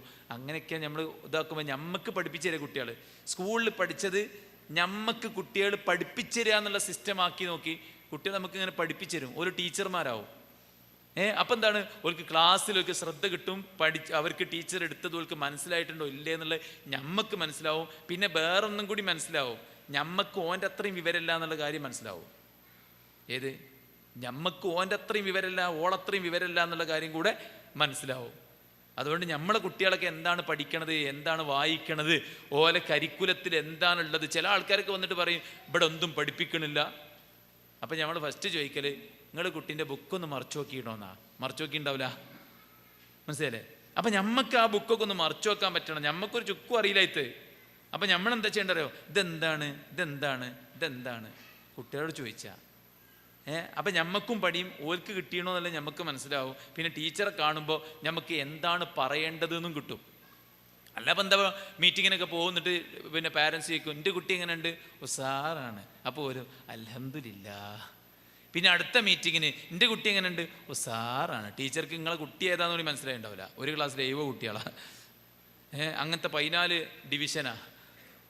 അതിൽ വന്നിട്ട് നിഹാൽ എങ്ങനെയുണ്ട് വെച്ചാൽ നിഹാൽ നല്ല കുട്ടിയാണ്. ഏത് നിഹാൽ വെച്ചാൽ ഈ കാരണം ആകെ കുടുങ്ങുക ടീച്ചർ, മനസ്സിലായില്ലേ? അപ്പം എന്താ വെച്ച് കഴിഞ്ഞാൽ നമ്മൾ വെറുതെ ഇങ്ങനെ ഫീഡ്ബാക്ക് ചോദിച്ച് വാങ്ങല. ഞമ്മക്ക് തന്നെ അറിയണം നമ്മളെ കുട്ടി എങ്ങനെയുണ്ട്, മനസ്സിലാണ്ടല്ലോ. ഇപ്പോൾ എല്ലാ രംഗത്തും മുൻപന്തിയിലുള്ളൊരു കുട്ടിയുണ്ട്. ആ കുട്ടീനെ കുറിച്ച് ഉമ്മാക്ക് ഭയങ്കര കംപ്ലൈൻറ്റാണ്. എന്നാൽ ഓൻ എല്ലാത്തിനും മുൻപന്തിയിലുള്ള കുട്ടിയാണ്.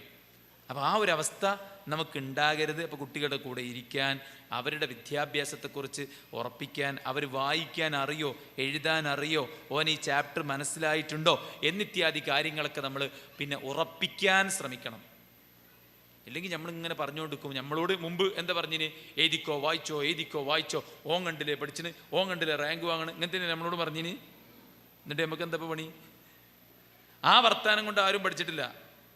അതുകൊണ്ട് അവരെ സഹായിക്കുക, അവർക്ക് പിന്നെ നമ്മളെ കൊണ്ട് ചെയ്യാൻ പറ്റുന്ന എല്ലാ സഹായ സഹകരണങ്ങളും ചെയ്തു കൊടുക്കുക, അവരുടെ കൂടെ ഇരിക്കുക, അവർക്ക് വേണ്ട കെയർ കൊടുക്കുക. അവർക്ക് ഭയങ്കര ടെൻഷൻ ഉണ്ടാകുമ്പോൾ അവരെ ആശ്വസിപ്പിക്കുക. എനിക്ക് എന്തിനും ഏതിനും എൻ്റെ ഉമ്മയും ഉപ്പയും ഉണ്ട് എന്ന് അവരെ കൊണ്ട് ഫീൽ ചെയ്യിക്കുക. ഇങ്ങനെയൊക്കെയാണ് പാരൻസ് അവരുടെ കാര്യത്തിൽ ചെയ്യേണ്ടത്. അതൊക്കെ കുട്ടികൾ നല്ലോണം ആഗ്രഹിക്കുന്നുണ്ട്, മനസ്സിലായി? ഒരു ക്യാമ്പ് കഴിഞ്ഞ് പോകുമ്പോൾ ഒരു കുട്ടി പറഞ്ഞ് എനിക്കൊരാളെ കൗൺസിലിങ്ങിന് നിർബന്ധമായിട്ട് വേണം പറഞ്ഞു. അപ്പം നമ്മൾ സ്കൂളിലായിരുന്നു ക്യാമ്പ്. അപ്പം ഞാൻ പോയി കുട്ടിയോട് സംസാരിക്കാൻ വേണ്ടി പോയി. അപ്പോൾ ഓക്കുള്ള കംപ്ലയിൻ്റ് എന്താ വെച്ചാൽ എനിക്ക് എൻ്റെ ഉമ്മാനിപ്പാനെ ആലോചിച്ചിട്ട് ഭയങ്കര സങ്കടമുണ്ട്, ഓല് കാരണം ഞാൻ നരകത്ത് പോകുമെന്ന് എനിക്ക് പേടിൻ്റെ ആണ്. അപ്പം ഞാൻ ഓളോട് കുറേ കാര്യങ്ങൾ ചോദിച്ചു. അപ്പോൾ ഓള് പറഞ്ഞു ഞാൻ എൻ്റെ ഉമ്മാനെ എല്ലാ നിലക്കും സഹായിക്കും, പക്ഷെ ഉമ്മ ഞാനിതൊക്കെ ചെയ്തു കൊടുത്താൽ എന്നാൽ എൻ്റെ മോളിതൊക്കെ ചെയ്തെന്നപ്പോൾ എനിക്ക് ഭയങ്കര സന്തോഷമുണ്ട്, അൽഹംദുലില്ലാ എന്ന് പറഞ്ഞിട്ട് ഒരു നല്ല വാക്ക് പോലും ഇന്നേ വരെ എൻ്റെ അമ്മ പറഞ്ഞിട്ടില്ല. ആ ക്യാമ്പിന് ശേഷം ഒരു പാരൻസ് മീറ്റിംഗ് ഇല്ലായിരുന്നു പ്ലാനിൽ. ഞാൻ നിർബന്ധം പിടിച്ചിട്ട് ഓൺലൈനിലെങ്കിലും ഒരു പാരൻസ് മീറ്റ് വെക്കണം പറഞ്ഞു. കാരണം എന്താ വെച്ചാൽ 3 ദിവസം ക്യാമ്പ് കഴിഞ്ഞ് ഓലെ പരീക്ക് വിട്ടാലേ ഈ ആൾക്കാരെന്നെല്ലാം അവിടെ ഉള്ളത്. അപ്പോൾ ഓലോട് ചെറുത് പറയാണ്ടെന്നുള്ളതുകൊണ്ടാണ്. അപ്പം നമ്മൾ മനസ്സിലാക്കേണ്ടത് എല്ലാ കുട്ടികളിലും ഒരുപാട് നന്മകളുണ്ട്. ആ നന്മകളെ നമ്മൾ കണ്ടില്ലെന്ന് നടിക്കരുത്. നന്മകളെ ഫെയ്ഡാക്കിയിട്ട് നമ്മൾ മറ്റു കാര്യങ്ങളെ എടുത്തിട്ട് അവരെ വിമർശിക്കുന്ന സാഹചര്യങ്ങളൊക്കെ മാറ്റി വെക്കണം എന്നുള്ളതാണ് സൂചിപ്പിക്കാനുള്ളത്. അപ്പം നല്ലൊരു തർബീയത്തോടൊപ്പം തന്നെ നല്ലൊരു പെരുമാറ്റവും നല്ലൊരു സ്നേഹബന്ധവും കുടുംബത്തിൽ ഉണ്ടായിരിക്കണം. നമ്മുടെ മക്കളാണ് എന്ന ഒരു ഫീലിംഗ് കുട്ടികൾ വളർന്നു വലുതാവുമ്പോഴൊക്കെയും നമുക്ക് വേണം. ആ ഫീല് കുട്ടികൾക്കും തോന്നണം, എൻ്റെ ഉമ്മയും ഉപ്പയുമാണ് എന്ന ഫീലിംഗ് ഉണ്ടായിരിക്കണം. അതോടൊപ്പം തന്നെ നമ്മൾ ശ്രദ്ധിക്കേണ്ട പ്രധാനപ്പെട്ട കാര്യമാണ് നല്ല ചുറ്റുപാട് ഉണ്ടാകുക എന്നുള്ളത്. വീട്ടിൽ നല്ല ഇസ്ലാമികമായ ചുറ്റുപാട് വേണം. കുട്ടി പഠിക്കുന്ന സ്കൂളിൽ നല്ല ഇസ്ലാമികമായ ചുറ്റുപാട് വേണം. അതുപോലെ തന്നെ അവൻ്റെ കൂട്ടുകാർ, അവളുടെ കൂട്ടുകാർ നല്ല കൂട്ടുകാരാണ് എന്ന കാര്യം നമ്മൾ ഉറപ്പിക്കണം. കാരണം ഓരോ കുട്ടിയും ശുദ്ധമായ പ്രകൃതിയിലാണ് ജനിക്കുന്നത്. പക്ഷെ അവൻ്റെ ചുറ്റുപാട് അവനെ കേടാക്കും, അവൻ്റെ കൂട്ടുകാർ അവനെ കേടാക്കും. അതുകൊണ്ട് നല്ല ഒരു ചുറ്റുപാടിൽ ജീവിക്കാനുള്ള അവസരം ഉണ്ടാക്കി കൊടുക്കണം. ഫോണൊക്കെ കുട്ടികൾക്ക് കൊടുക്കണോണ്ട് ഒരു കുഴപ്പമില്ല. പക്ഷെ എന്തെങ്കിൽ കറക്റ്റ് പഠിപ്പിച്ചു കൊടുക്കണം. എന്തെടുക്കണം, എന്തെടുക്കരുത്, ഇന്നതെടുത്താൽ അതുകൊണ്ടുള്ള ഭവിഷ്യത്ത് എന്താണ്. ഇന്നത്തെ കാലത്ത് നല്ല സുഖ, ജമിനിനോടൊക്കെ ചോദിച്ചാൽ മതി. ഒരുമിച്ച് ഇങ്ങനെ ഇരുന്നിട്ട് ജമിനി ഗെയിം കളിക്കണോണ്ടുള്ള പ്രശ്നങ്ങൾ എന്തൊക്കെയാണ്, അത് കറക്റ്റാണ് പറഞ്ഞുതരും. ഷോർട്സും റീൽസും മനുഷ്യൻ്റെ മനസ്സിലുണ്ടാക്കുന്ന പ്രശ്നങ്ങൾ എന്തൊക്കെയാണ്. ഇപ്പോൾ നമ്മുടെ വിദ്യാർത്ഥി ഘടകം സോഷ്യൽ മീഡിയ, കുട്ടിക്കളിയല്ല സോഷ്യൽ മീഡിയയുടെ ഒരു ക്യാമ്പയിൻ പ്രഖ്യാപിച്ചു. ഒരുപാട് എക്സ്പേർട്സിനെ കൊണ്ടുവന്നിട്ട് റേഡിയോയിൽ ഇൻ്റർവ്യൂസ് നടത്തുന്നുണ്ട്. നമ്മുടെ വിസ്ഡം ഗ്ലോബൽ TV ചാനലിൽ കയറിയാൽ ആ വീഡിയോസ് കിട്ടും. നിങ്ങൾ എന്തായാലും കേൾക്കണം, മനസ്സിലായി? എന്തായാലും കേൾക്കണം. ഈ ഷോർട്സും റീൽസും വീഡിയോസൊക്കെ നമ്മളെ തലച്ചോറിനുണ്ടാക്കുന്ന പരിക്ക് അത് കേട്ടാൽ നമുക്ക് മനസ്സിലാവും നമ്മളെ പരാജയത്തിൻ്റെ വലിയ റീസൺ ഫോണാണ്, മനസ്സിലായില്ലേ? അപ്പം അത് നിങ്ങൾ കേൾക്കണം എല്ലാവരും. അത് നമ്മളെ മക്കളെയും എന്ത് ചെയ്യുക, കൃത്യമായിട്ട് നമ്മൾ ബോധ്യപ്പെടുത്തി കൊടുത്ത് നല്ലതിന് വേണ്ടി ഫോൺ ഉപയോഗിക്കുക, കമ്പ്യൂട്ടർ ഉപയോഗിക്കുക, ടി വി ആണെങ്കിൽ പോലും നല്ലതിന് വേണ്ടി നമുക്ക് ഉപയോഗപ്പെടുത്താൻ പറ്റും. ഒരുപാട് നോളജ് ഉണ്ടാക്കാൻ വേണ്ടി ഉപയോഗപ്പെടുത്താൻ പറ്റും. ദീന് പഠിക്കാനും ദുനിയാവിൻ്റെ കാര്യങ്ങൾ പഠിക്കാനും ഇതൊക്കെ ഉപയോഗപ്പെടുത്താൻ പറ്റും. അങ്ങനെ സാഹചര്യം കാരണത്താൽ കുട്ടികൾ കേടുവന്ന് പോകുന്നില്ല എന്ന് നമ്മൾ ഉറപ്പിക്കുക എന്നുള്ള. ഇപ്പോൾ ഇൻസ്റ്റഗ്രാമാണ് കുട്ടികളുടെയൊക്കെ ലോകം. ആർക്കൊക്കെ ഐഡിയ ഉണ്ട് കൈവക്കി പറഞ്ഞാൽ നമുക്ക് ഐഡിയ ഇല്ലാത്തവർക്ക് പോലും ഓർക്ക് ഐഡിയ ഉണ്ടാവും. മനസ്സിലല്ലേ? ഞമ്മക്കറിയില്ല ഞമ്മ കുട്ടിക്ക് ഇൻസ്റ്റഗ്രാം ഉണ്ടോ എന്നൊന്നും. പക്ഷെ ഓൻ ഇൻസ്റ്റഗ്രാം ഉണ്ടാവും, ഒരുപാട് ഫ്രണ്ട്സും ഉണ്ടാവും, നമുക്ക് ആർക്കും കയറാൻ പറ്റൂല. മനസ്സിലല്ലേ? ഒരു കൈ കിട്ടുന്ന ഫോണൊക്കെ എടുത്തിട്ട് അതിൽ കയറി അതൊക്കെ ഉപയോഗിക്കുന്ന സാഹചര്യം ഉണ്ടാവും. അപ്പോൾ നമ്മൾ വീട്ടിലെ ഫോണിൻ്റെ കാര്യത്തിലും കുട്ടികളുടെ കാര്യത്തിലൊക്കെ നല്ല അതീവ ശ്രദ്ധാലുക്കളായിരിക്കണം എന്നാണ് പറയാനുള്ളത്. പിന്നെ നമ്മൾ പ്രേമൊന്നുമില്ല, മോശപ്പെട്ട ദുശീലങ്ങളൊന്നുമില്ല എന്നൊക്കെ വിശ്വസിക്കുന്ന കുറേ കുട്ടികൾക്ക് അതുണ്ട് എന്ന് കേൾക്കുമ്പോൾ ഉണ്ടാണൊരു നെട്ടലുണ്ടാവും. അതെങ്ങനെ ഉണ്ടാണെന്ന് വെച്ച് കഴിഞ്ഞാൽ ഇത്തരം സാഹചര്യങ്ങളാണ്. ഉമ്മയപ്പോൾ ഈത്തിക്കാഫിന് പോവുക, കുട്ടികൾ പെരയിൽ ഒറ്റക്കാകുക, ഓരോ വിളിച്ചാനൊരു ഫോൺ ഓരോടുത്ത് കൊടുക്കും ചെയ്യുക. ഇങ്ങനെയൊക്കെ ഉണ്ടാകുന്ന സാഹചര്യത്തിൽ കുട്ടികളൊക്കെ ഇപ്പോൾ ഇൻസ്റ്റാഗ്രാം ഐ ഡി ഇല്ലെങ്കിൽ അതൊരു നെഗറ്റീവ് മാർക്കായിട്ട് കാണുന്ന കാലത്ത് അതിനും വേണ്ടി എടുത്ത ഐഡിയ ആയിരിക്കും. കച്ചറക്ക് ഉണ്ടാക്കിയൊന്നുമാവില്ല, പക്ഷെ പിന്നെ അത് ബോയ്സ് മെസ്സേജ് അയച്ച് മറ്റുള്ളവർ മെസ്സേജ് അയച്ച് അങ്ങനെ വഴിവിട്ട അവസ്ഥയിലേക്ക് കാര്യങ്ങൾ പോകും. അതുകൊണ്ടാണ് 9ാം ക്ലാസ്സുകാരി പിന്നെ വേറൊരുത്തൻ്റെ കൂടെ ഒളിച്ചോടിപ്പോയി അവർ ഭാര്യ ഭർത്താക്കന്മാരെ പോലെ ജീവിക്കുന്നു എന്നൊക്കെ അത്ഭുതകരമായിട്ട് നമ്മൾ കേൾക്കേണ്ട സാഹചര്യങ്ങളൊക്കെ ഉണ്ടാകുന്നത് ഈ ഇൻസ്റ്റഗ്രാമാണത് ഏറ്റവും വലിയ വില്ലനായിട്ട് വർക്ക് ചെയ്യണത്. അതുകൊണ്ട് സാഹചര്യത്തിൻ്റെ കാര്യത്തിൽ ഫോണിനെ നമ്മൾ നല്ലോണം ശ്രദ്ധിക്കുക എന്നുള്ളതാണ്. നമ്മുടെ ജീവിതം അവർക്ക് എല്ലാ നിലക്കും മാതൃകയാകുക. ഭാര്യ ഭർത്താവ് നിലക്ക് നല്ല നിലക്ക് നമ്മുടെ ജീവിക്കുക. നമ്മുടെ ഇബാദത്തുകൾ, നമ്മുടെ നിസ്കാരം, നമ്മുടെ ഖുർആനോത്ത്, നമ്മുടെ ദീനി പഠനം ഇതൊക്കെ നമ്മൾ കൃത്യമായിട്ട് കൊണ്ടുപോകുക. നമ്മുടെ പെരുമാറ്റം, നമ്മുടെ സ്വഭാവം, നമ്മുടെ ഇടപെടൽ ഇതൊക്കെ നമ്മൾ ശ്രദ്ധയോടുകൂടെ കൊണ്ടു നടന്നു കഴിഞ്ഞാൽ തന്നെ കുട്ടികൾ നന്നായി തീരുമെന്ന് യാതൊരു സംശയമില്ല. പഠനത്തിൻ്റെ കൂടെ അവരുടെ മതപരമായിട്ടുള്ള കാര്യങ്ങൾ ശ്രദ്ധിക്കുന്നതോടൊപ്പം നമ്മൾ നമ്മുടെ മക്കളെ നമുക്ക് വേണ്ടിയുള്ള നമുക്ക് ഉപയോഗപ്പെടുത്താനുള്ള ഒരു മകൻ എന്ന നിലക്കല്ല, മറിച്ച് സമൂഹത്തിന് ഉപകാരപ്പെട്ടൊരു മകൻ എന്നതാണ് നമ്മൾ കാണേണ്ടത്. ഇപ്പോൾ ഇത് സംഘടിപ്പിക്കുന്ന കുട്ടികൾ പലരും യുവാക്കളും വിദ്യാർത്ഥികളൊക്കെയാണ്. ഓർക്ക് പോലെ പണി നോക്കി നടന്നാൽ മതി, പക്ഷെ ഒരു സമൂഹത്തിൻ്റെ നന്മയ്ക്ക് വേണ്ടിയിട്ട് ദാവാരംഗത്ത് സജീവമായിട്ട് മുന്നേറുന്ന കുട്ടികളാണ്. ഈ കഴിഞ്ഞ ദിവസം 17 വയസ്സുള്ള മമ്പാട് സ്വദേശി, മമ്പാട് മണ്ഡലം വിസ്ഡം സ്റ്റുഡൻസിൻ്റെ ട്രഷറർ മരണപ്പെട്ടു. മഗ്രിബിൻ്റെ സമയത്ത് വൈകിയിട്ടും എത്ര ആൾക്കാരാണ് ആ കുട്ടിയുടെ മയ്യത്ത് നിസ്കരിക്കാൻ വേണ്ടി അവിടെ തടിച്ചുകൂടിയ നിങ്ങൾ. 17 വയസ്സുള്ളൊരു കുട്ടി മരിച്ചിട്ട് ഇത്രയും ആളുകൾ തടിച്ചുകൂടുക എന്ന് പറഞ്ഞാൽ ആ സദസ്സ് നമ്മൾ നോക്കുമ്പോൾ അവിടെ കണ്ണൂരുകാരുണ്ട്, കാസർഗോഡുകാരുണ്ട്, കൊല്ലക്കാരുണ്ട്, എറണാകുളക്കാരുണ്ട്. എവിടെ 17 വയസ്സുകാരൻ്റെ മയ്യത്ത് നിസ്കരിക്കാൻ? അതിനോളം വലിയ ഭാഗ്യം വേറെ എന്താ ഉള്ളത്? എങ്ങനെ ഈ 17 വയസ്സുകാരന് പിന്നെ ജനാസയിൽ ഇത്രയധികം ആളുകൾ പങ്കെടുത്തു വെച്ചാൽ ഓൻ വെറും ഒരു 17കാരനല്ല, ഓനൊരു സംഘാടകനാണ്. അതുകൊണ്ട് നമ്മളെ മക്കളൊക്കെ എന്താ നിങ്ങൾ, നമ്മൾ ദീനിൻ്റെ വഴിക്ക് ഓനെ തിരിച്ചു വിട്ടില്ലെങ്കിൽ, ദീനി ദഅവത്തിന് ഓനങ്ങൾ കൊടുത്തിട്ടില്ലെങ്കിൽ, ഓൻ ഏതെങ്കിലും ഫുട്ബോൾ ടീമിന് വേണ്ടിയും ഏതെങ്കിലും പൊളിറ്റിക്കൽ പാർട്ടിക്ക് വേണ്ടിയും ഏതെങ്കിലും ക്ലബിന് വേണ്ടിയിട്ടൊക്കെ അവിടെ പോകും. ഒരു മനുഷ്യൻ്റെ ഉള്ളിലുള്ള സാധനമാണ്. നമുക്ക് ലീഡറെ തിരഞ്ഞെടുക്കാൻ ബുദ്ധിമുട്ടുള്ള ചെറിയ ക്ലാസ്സിലാണ്. ആരാ ലീഡറായി ചോദിച്ചാൽ എല്ലാവരും കഴിക്കും ഞാൻ ലീഡറേക്കോളാം. മനസ്സിലേ? അപ്പോൾ എന്താ വെച്ചാൽ എല്ലാവരും ഉള്ളിലുണ്ടത്. ഒരു ലീഡർഷിപ്പ് എന്നുള്ളത് എല്ലാവരും ഉള്ളിലുള്ളതാണ്. ഒരു ടീമാകുക എന്നുള്ള എല്ലാവരും ഉള്ളിലുള്ളതാണ്. നമ്മുടെ മകൻ ഒറ്റയ്ക്ക് നടക്കാനോ കഴിയില്ല. അപ്പോൾ ഒരു ടീമാകണം. ആ ടീം നമ്മൾ ദീനിയായ ഒരു ടീമിലേക്ക് അവനെ ചേർത്തിയില്ലെങ്കിൽ അവൻ എന്ത് ചെയ്യും? മറ്റു വഴിവിട്ട ടീമിൻ്റെ കൂടെ പോകും. അതുകൊണ്ട് പറഞ്ഞു വരുന്ന പോയിന്റ്, നമ്മുടെ മക്കൾക്ക് പഠനത്തിൻ്റെ തിരക്കുണ്ടാകാം, മറ്റൊരുപാട് തിരക്കുണ്ടാകാം, പക്ഷെ അതിൻ്റെ കൂടെ അവനെ അവളെ നമ്മളൊരു പ്രബോധകനാക്കുക എന്നുള്ളത്, പ്രബോധനത്തിൻ്റെ ആ ഒരു ടീമിൽ പങ്കാളിയാക്കുക എന്നുള്ളത് ഏറ്റവും പ്രധാനപ്പെട്ട കാര്യമാണ്. നമ്മുടെ മക്കളെ നമ്മൾ നിരന്തരമായി ഒബ്സർവ് ചെയ്യുക, അവർക്ക് അച്ചടക്കം പഠിപ്പിച്ചു കൊടുക്കുക, ഓരോന്നിൻ്റെയും വില പഠിപ്പിച്ചു കൊടുക്കുക, കുട്ടികളിൽ ഉണ്ടായിരിക്കേണ്ട പിന്നെ സൽസ്വഭാവങ്ങൾ, ലജ്ജ, മാന്യത, മര്യാദ ഇതൊക്കെ നമ്മൾക്ക് പകർന്നു കൊടുക്കുക. മാനസിക വളർച്ചയ്ക്ക് വേണ്ട കാര്യങ്ങളും അവർക്കൊരു മനുഷ്യനുണ്ടായിരിക്കേണ്ട സ്കിൽസും അച്ചടക്കങ്ങളും ഒക്കെ നമ്മൾ എന്ത് ചെയ്യുക, അവർക്ക് കൃത്യമായി അറിയിച്ചു കൊടുക്കുക. ചെറുപ്പത്തിൽ അവർക്ക് എത്രത്തോളം നമുക്ക് അവരുടെ വളർച്ചയ്ക്ക് വേണ്ട കാര്യങ്ങൾ ചെയ്തു കൊടുക്കാൻ പറ്റുമോ അതൊക്കെ നമ്മൾ ചെയ്തു കൊടുക്കുക. വലുപ്പത്തിൽ IAS ആകണം, IPS ആകണം എന്നൊക്കെ നമ്മൾ ആഗ്രഹിക്കും. പക്ഷെ ചെറുപ്പത്തിൽ നമ്മൾ ഒരു പണിയെടുക്കൂല. അതുകൊണ്ട് ആ കുട്ടി എവിടെ എത്തൂല. അതുകൊണ്ട് നമ്മളെ കൊണ്ട് പറ്റുന്ന പരമാവധി അവൻ്റെ ദീനിന് വേണ്ടിയും അവൻ്റെ ദുനിയാവിന് വേണ്ടിയും കൊടുക്കാവുന്ന സംഗതികൾ നമ്മൾ അവന് കൊടുക്കുക എന്നുള്ളതാണ്. കുറച്ച് ചെറിയൊരു സംഖ്യ ഓൻ്റെ പൈസയായിട്ട് കൊടുക്കുക, ഓളെ പൈസയായിട്ട് കൊടുക്കുക. ഇത് എനിക്കുള്ള പൈസയാണ്, ഇത് സൂക്ഷിച്ചു വെച്ചോ, എനിക്ക് ആവശ്യം ഉണ്ടാകുമ്പോൾ നിനക്ക് ഉപയോഗപ്പെടുത്താം. അതിലൂടെ അവർക്ക് പണം എടുത്തു വെക്കാനും അത് ആവശ്യത്തിന് ഉപയോഗിക്കാനും ഫിനാൻസ് എങ്ങനെ കൈകാര്യം ചെയ്യണമെന്നുള്ള അച്ചടക്ക ബോധം ആ ഒരു രംഗത്ത് അവർക്കുണ്ടാകും എന്നുള്ളതാണ്. അതുപോലെ തന്നെ ഇന്ന് ഫാഷൻ്റെയും മോഡലിൻ്റെയൊക്കെ ഒരു ലോകത്താണ് നമ്മൾ ജീവിക്കുന്നത്. അവിടെ കുട്ടികൾക്ക് കറക്റ്റ് നമ്മൾ പകർന്നു കൊടുക്കുക, ഐഡൻറ്റിറ്റിയാണ് പ്രധാനം, അതല്ലാതെ ചുണ്ട് ചോപ്പിച്ചെന്നുള്ളൊരു കാര്യമല്ല. മനസ്സിലായില്ലേ? ചുണ്ട് ചോത്തോണ്ട് ആക്ക് വേറൊരു ക്വാളിറ്റി ഇല്ല, ചുണ്ടല്ല ചോപ്പാ, കളറെല്ലാം കൊടുത്ത് ചോപ്പിച്ചാണ്. അതുകൊണ്ട് കാര്യമില്ല. വേറെല്ലോലെ അടിമകളാകാതെ നമ്മൾ പടച്ചോൻ്റെ അടിമയാകാം. വേറെല്ലോല് നമ്മളെ കാണുമ്പോൾ നമ്മൾ ബ്യൂട്ടി ആയിരിക്കണം, നമ്മൾ പിന്നെ ഭയങ്കര ഗ്ലാമർ ആയിരിക്കണം. അപ്പം നമ്മൾ ഓല അടിമകളായി മാറുകയാണ്. അതിന്ന് മാറിയിട്ട് നമ്മൾ നമ്മുടെ ജീവിതത്തിൻ്റെ ലക്ഷ്യങ്ങളിലേക്ക് തിരിയാന്നുള്ള സംഗതി അവർക്ക് കറക്റ്റ് നമ്മൾ അറിയിച്ചു കൊടുക്കുകയാണ്. ഇന്നെന്താ വെച്ചാൽ മതിവരാത്തൊരവസ്ഥയാണ് കുട്ടികൾക്കുള്ളത്. അതുകൊണ്ട് കിട്ടുന്നതിൻ്റെ വാല്യൂ നമ്മൾ അവർക്ക് എന്ത് ചെയ്യണം? പകർന്നു കൊടുക്കണം. സമൂഹത്തുള്ള കമ്മിറ്റ്മെൻറ്റ് അവർക്ക് പകർന്നു കൊടുക്കണം. അവരുടെ കരിയറുമായി ബന്ധപ്പെട്ട അഭിരുചികൾ അവർക്ക് നമ്മൾ പകർന്നു കൊടുക്കണം.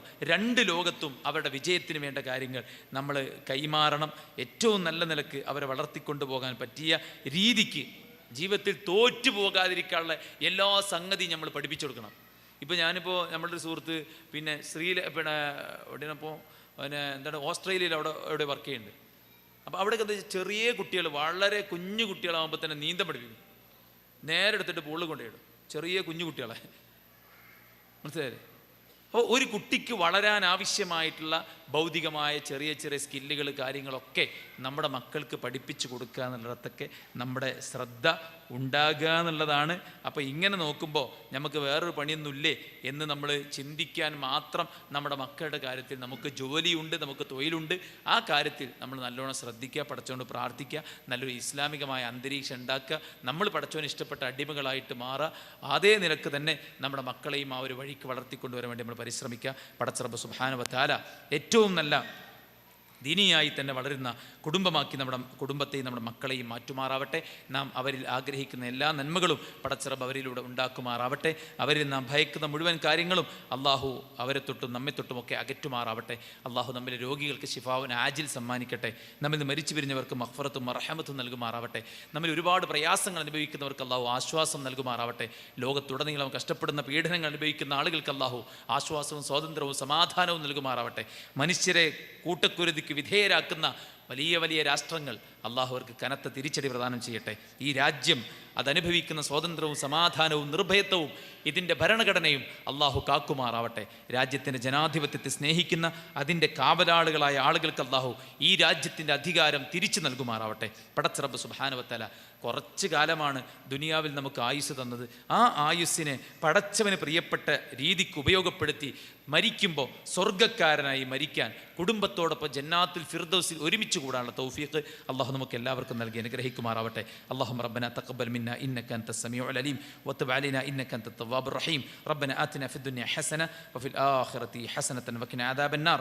ആമീൻ ബിറഹ്മതിക യാ അർഹമർ റഹീമീൻ.